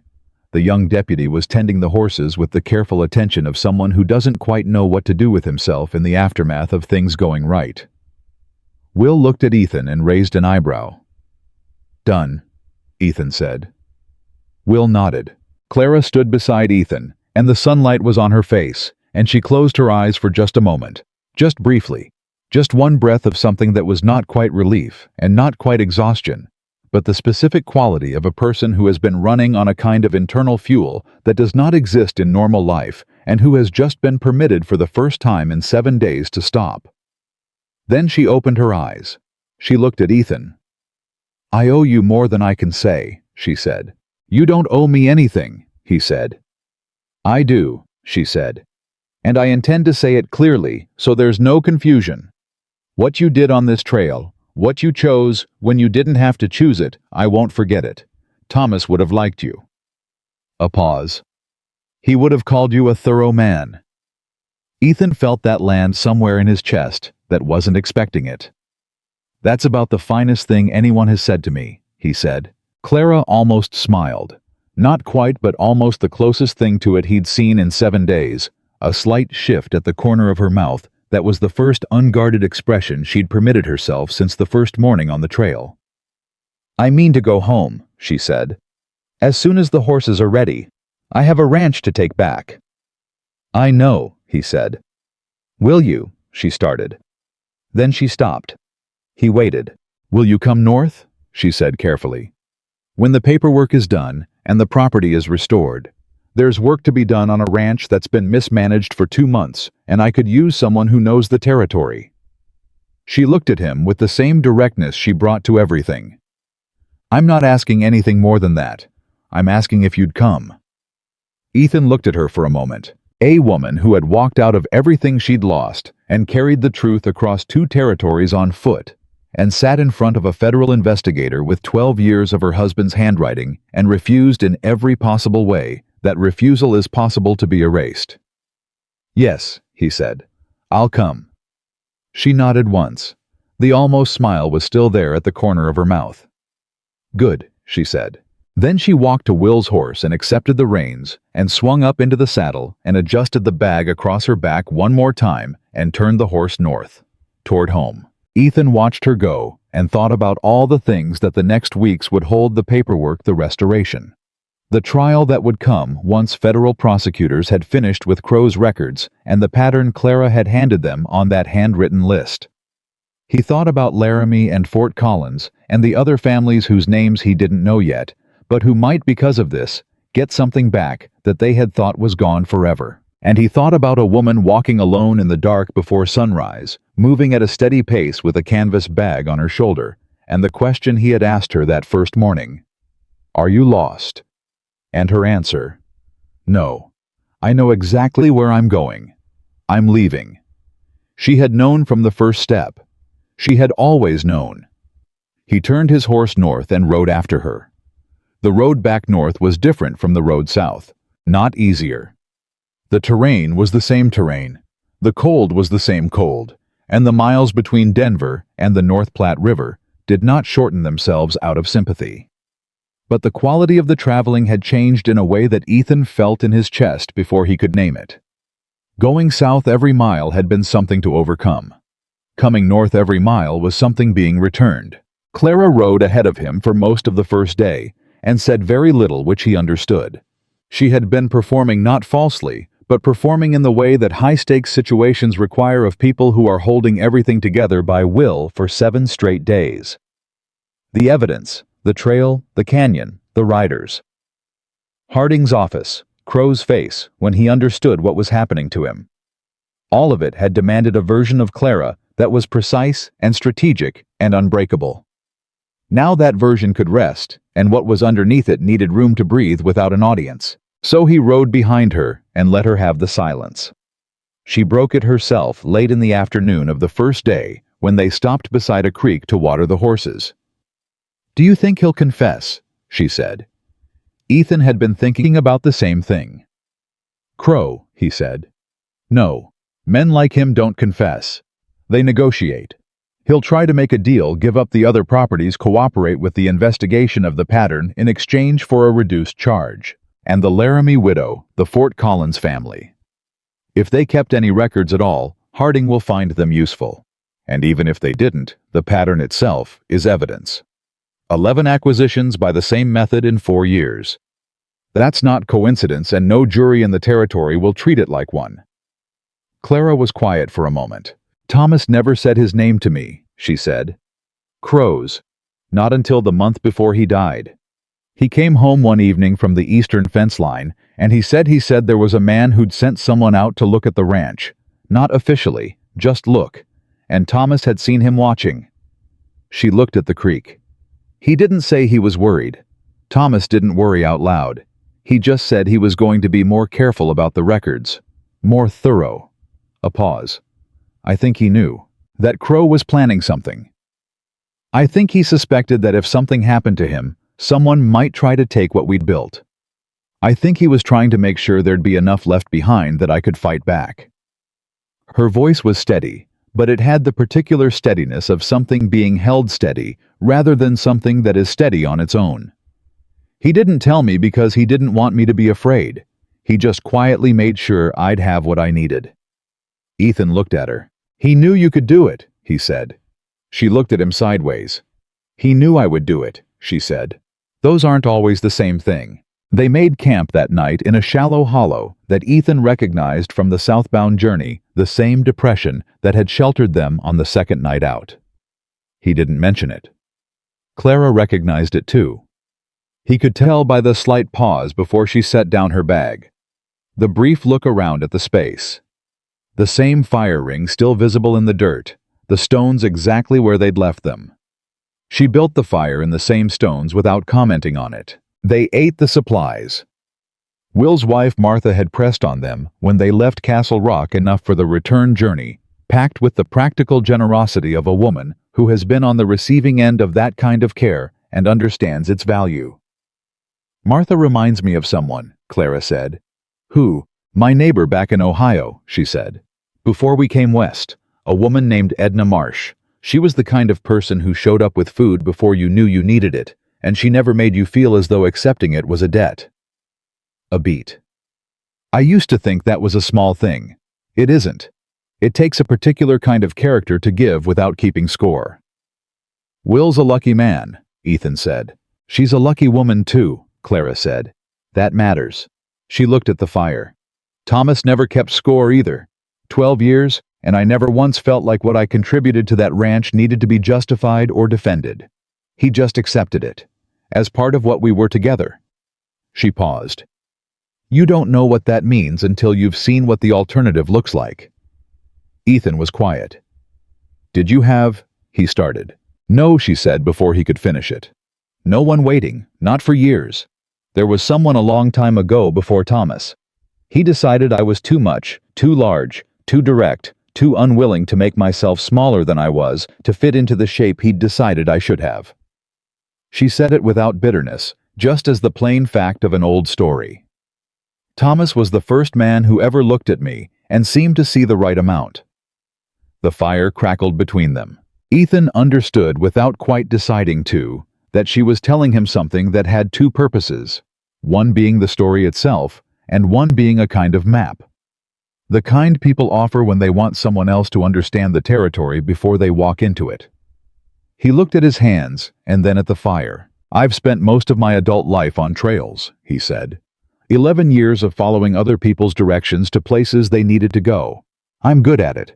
I never minded it. There's something clean about work where you know where you stand, and you know what success looks like." He paused.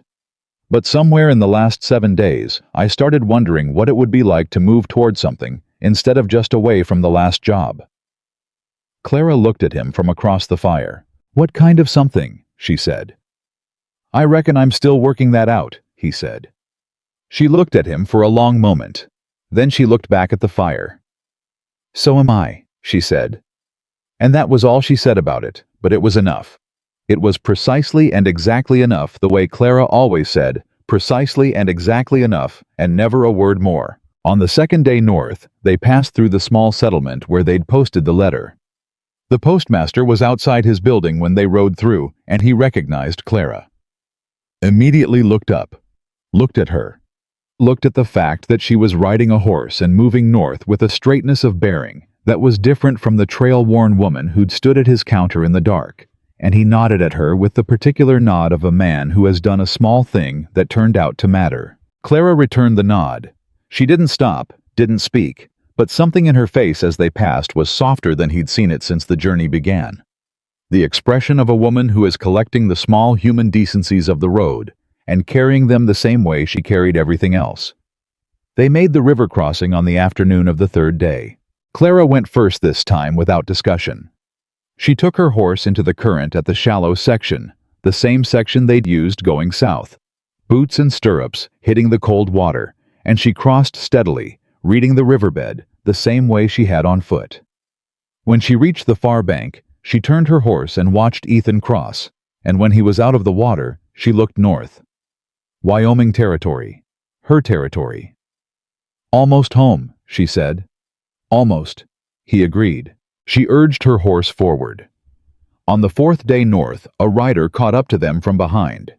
Ethan heard him coming and put his hand out and moved his horse across the trail on instinct. Old instinct. The instinct of 7 days of being followed before he recognized the horse. Then he recognized the rider. It was the young deputy from Castle Rock, the one who'd asked to come along. "Miss Whitmore," the young man said, pulling up. "Mr. Caldwell, I'm sorry to come up behind you like that," I shouted, "but I reckon the wind was wrong." "What is it?" Ethan said. "Message from Will Garrett," the deputy said. He pulled a folded paper from his coat.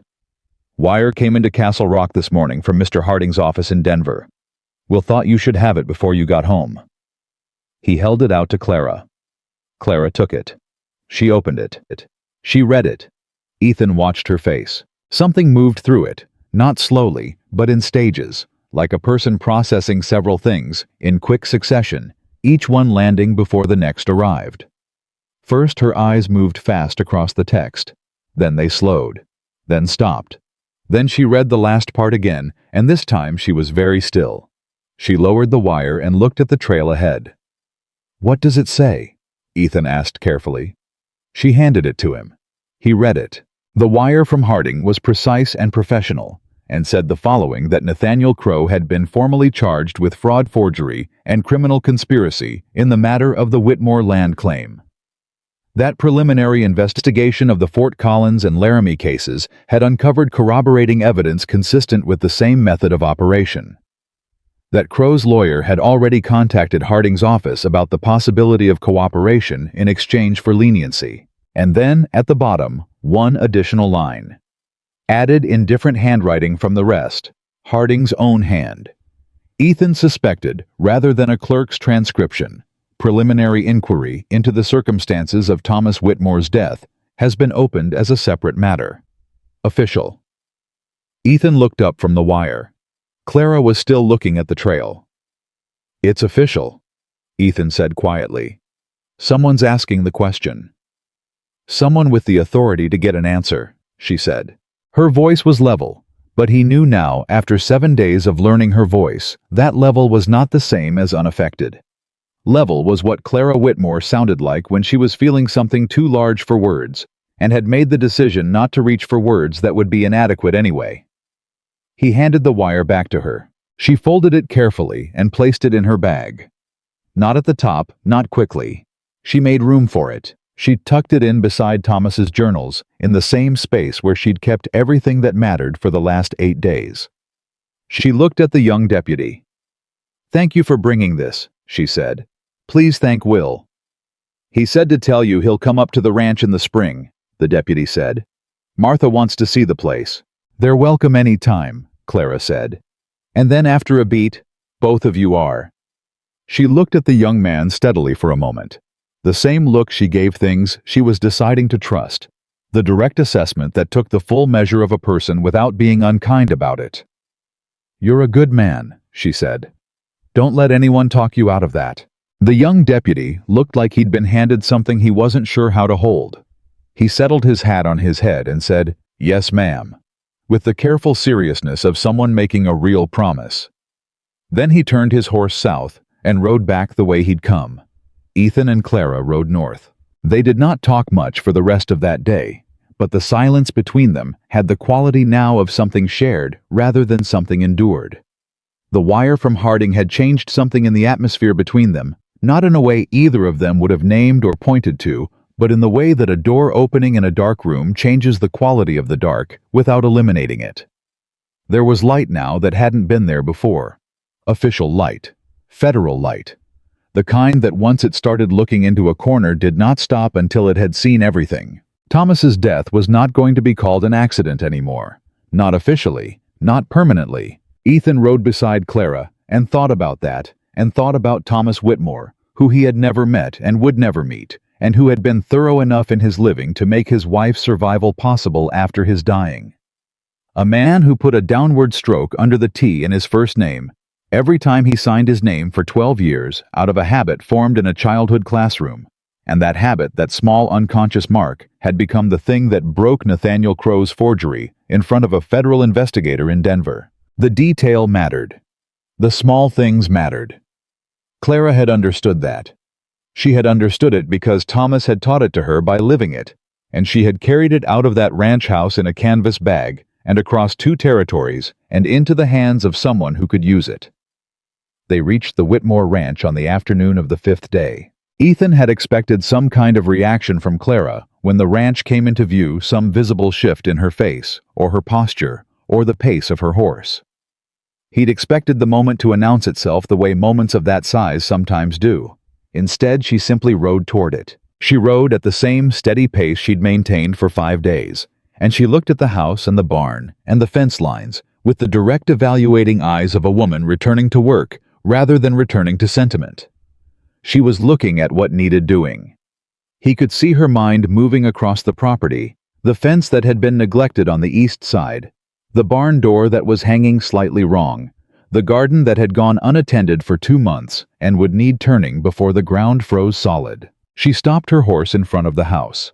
She sat there for a moment. Just a moment. Then she dismounted, tied the horse to the post, walked to the front door, and opened it. Ethan stayed on his horse. He gave her the minute she needed. He knew she needed a minute not from anything she'd said, but because anyone who has been fighting to get back to a place for weeks needs the first minute inside it to be private. To be just themselves, and the space, and whatever conversation they have to have with everything that happened there.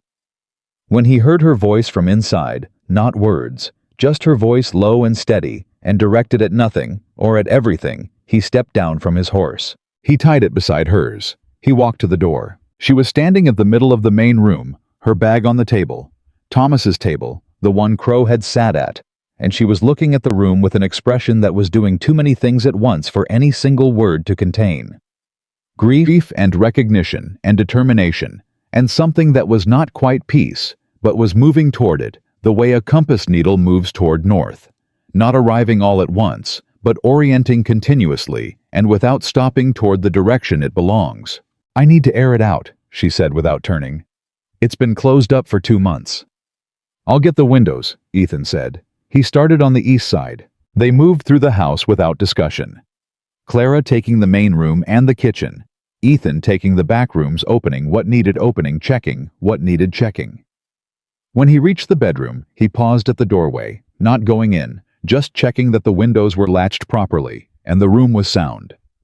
The loose floorboard where Thomas had kept his records was visible even from the doorway, slightly raised at one corner.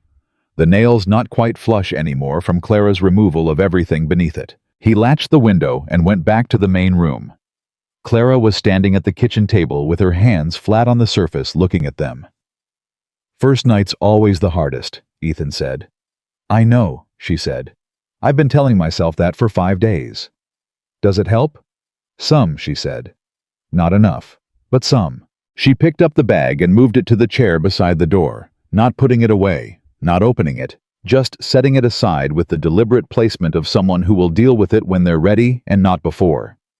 Then she looked at Ethan. "Stay for supper," she said. It was not a question, which was how Clara said things she'd already decided. "Yes, ma'am," he said. She almost smiled again, wider this time than any of the almost smiles on the trail. She turned to the kitchen and started working, and Ethan sat at the table that had once held Thomas Whitmore's chair and watched her move around the kitchen with the efficiency of a woman who knows exactly where everything is and how to use it, and thought that there were worse things in the world than sitting at this table in this kitchen while this woman cooked. Considerably worse things. They ate by lamplight, and the food was simple and good.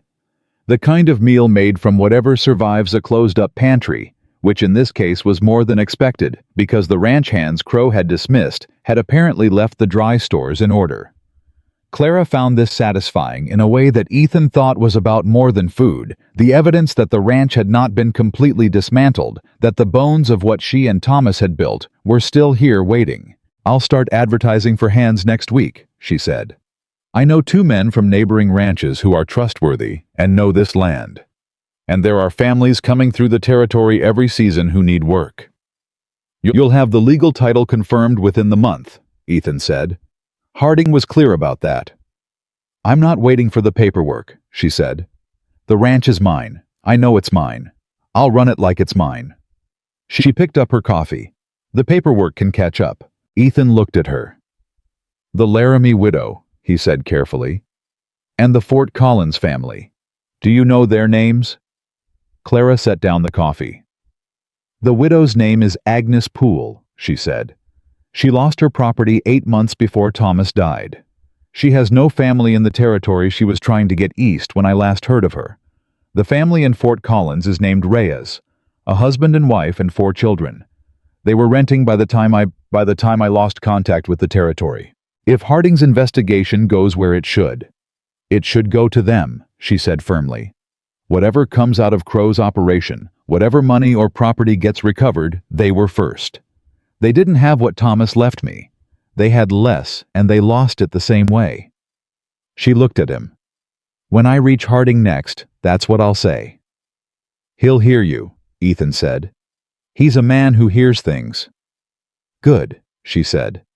"Because I intend to keep talking until someone makes it right, after supper." Ethan helped Clara carry water from the well and bank the fire for the night, and then he stood in the doorway of the ranch house and looked at the property in the dark, the same property that 7 days ago he had known only as a location on a commission letter. "There's the old foreman's cabin," Clara said from behind him. 20 yards from the barn. The hands used it last season. It's sound. I stocked it before I left out of habit." A pause. "It's yours if you want it, for however long you're here." Ethan turned. She was standing in the lamplight of the doorway, and she was looking at him with the same directness she brought to everything. But there was something in it now that was more open than it had been on the trail, less guarded, less strategic. Just Clara. Just the woman underneath all the competence and the endurance and the precise, careful management of a situation that would have broken most people before the first week was out. "I said I'd come," he said. "I'm here." "I know," she said. "I'm asking about tomorrow." He held her look. "I'll be here tomorrow," he said. She nodded. Something in her shoulders settled, not much, not dramatically. Just the small physical relief of one more uncertainty resolved. "Good night, Ethan," she said. "Good night, Clara," he said.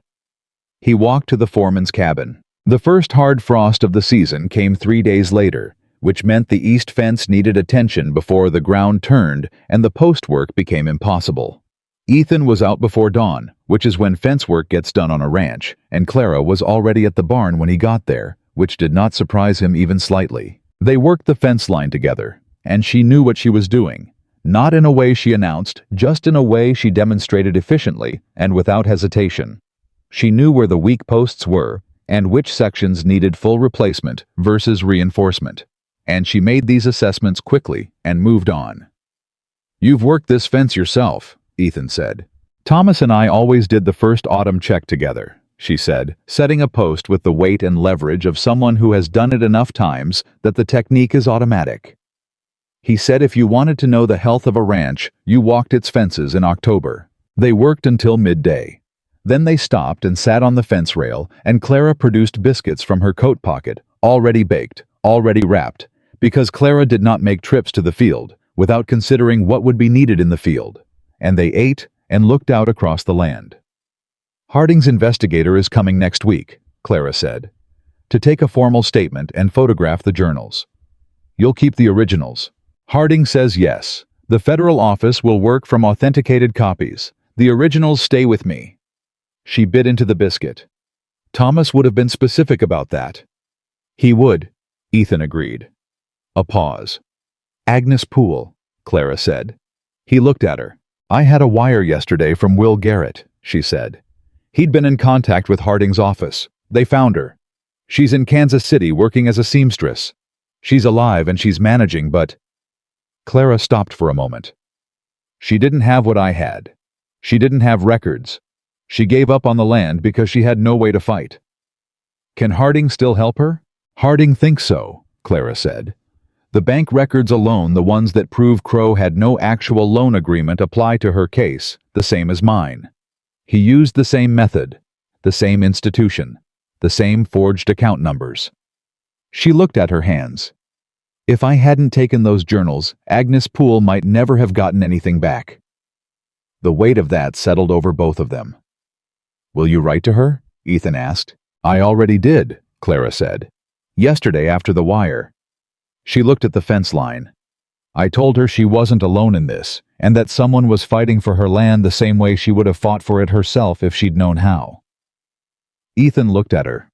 That's a generous letter to write, he said. It's an accurate one, she said. I'm not interested in generosity for its own sake. I'm interested in telling the truth.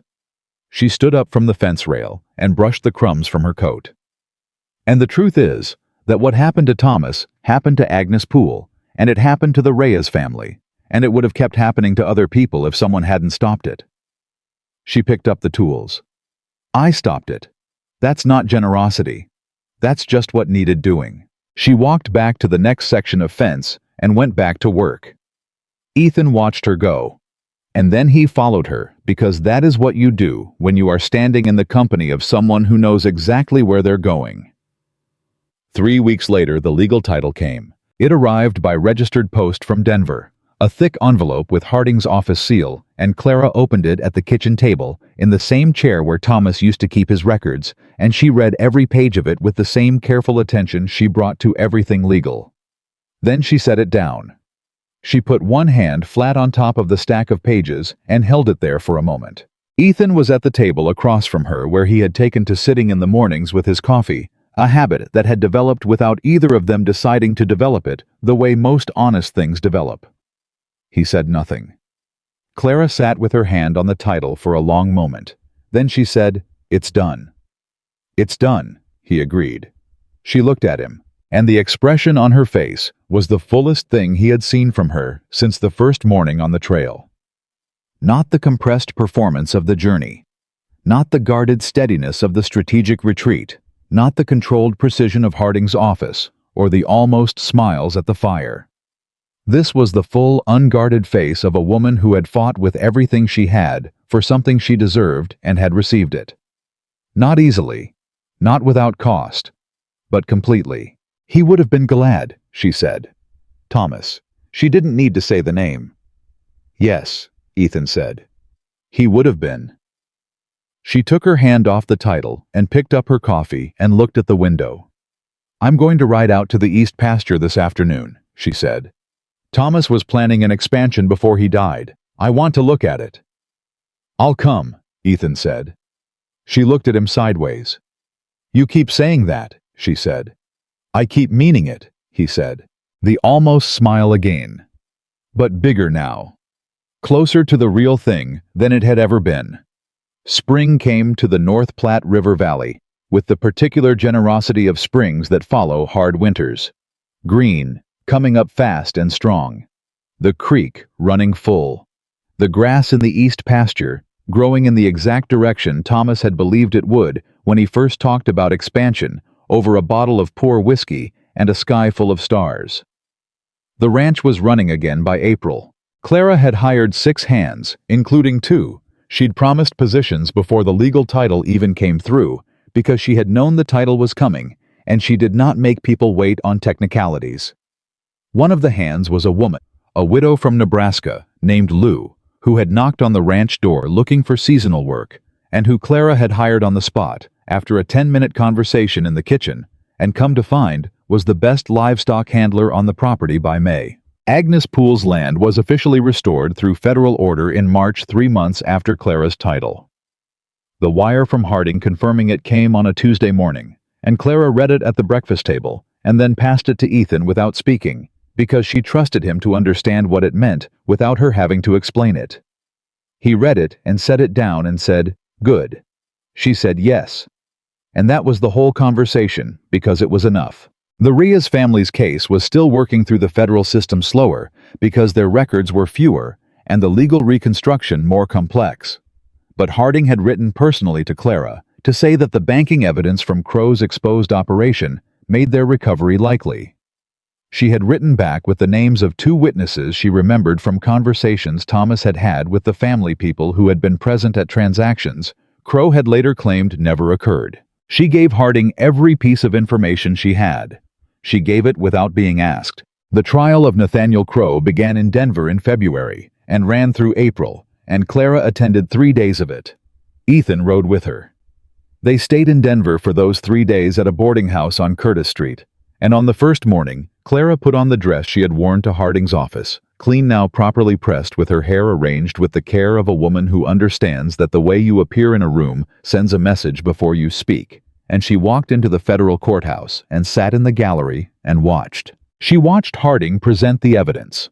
She watched the banking records from Kansas City entered into evidence. She watched Thomas's journals handled by federal lawyers who read from them in the courtroom with the same careful attention Thomas had put into writing them, the dates, the amounts, the meticulous record of a life built with honesty and hard work. She watched the forgeries exposed comparison by comparison, signature by signature, discrepancy by discrepancy. And on the second day, she was called to testify. She walked to the stand with the same deliberate wait-forward stride she'd walked every mile of the journey south. She sat straight. She answered every question directly and without elaboration and without drama. The way she answered everything accurately, completely, and without a wasted word. Crow's defense attorney tried twice to suggest that her recollection of Thomas's financial records was colored by grief and wishful thinking. Both times Clara looked at him with the expression of a woman who has been underestimated by better-prepared adversaries than this, and responded with a specificity of detail that left no room for the suggestion to breathe. Dates, account numbers, payment amounts. The name of the Denver banker who had managed Thomas's account for 6 years and who had already testified to the same information from the bank's own records. When the attorney tried a third time this time, suggesting that a woman managing her late husband's books might have misunderstood the nature of a complex financial arrangement. Clara looked at him steadily for a moment before answering. "I kept the financial records of the Whitmore Ranch for 12 years, she said. "I understood every transaction we made, every debt we carried, and every payment we settled. I understood it because Thomas and I built this operation together, and neither of us could afford to misunderstand our own finances. I am not confused about what I saw in those records, and I am not confused about what I see in those forgeries." She paused. "If you have a specific number you believe I've misread, I invite you to find it. I'll wait." The attorney did not find a number. The jury deliberated for 4 hours. Guilty on all counts. Clara was in the gallery when the verdict came down. She was sitting beside Ethan, who felt her exhale beside him when the foreman read the word, felt it in his arm, where her arm was pressed against his, felt the breath go out of her, and felt what replaced it. Not triumph. Not satisfaction. Something quieter and more final than both of those things. She sat with it for a moment. Then she picked up her coat and stood up, and they walked out of the courthouse together into a February afternoon that was cold and clear and she stood on the steps and looked at Denver for a moment, at the street, at the people moving through it, at the ordinary ongoing life of a city that had no idea what had just been decided inside this building. "It won't bring him back," she said. "No," Ethan said. "But it means something," she said. "It means the story of how he died is not going to be the coroner's version anymore. Someone will keep asking. Someone with the authority to get to the truth."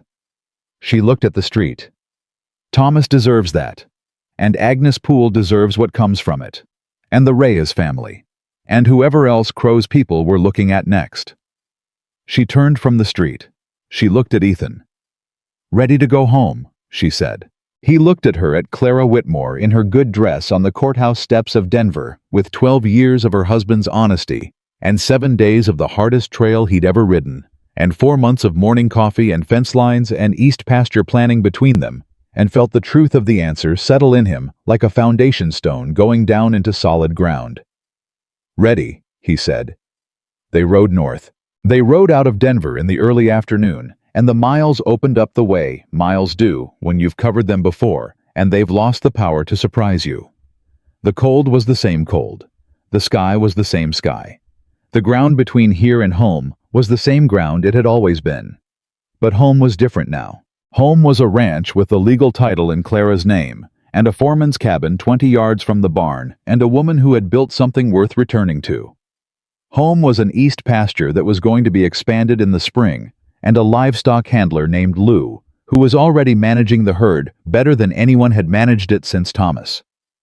Home was morning coffee at the kitchen table, and fence lines in October, and the deliberate serious work of building something back from the wreckage of what had been taken.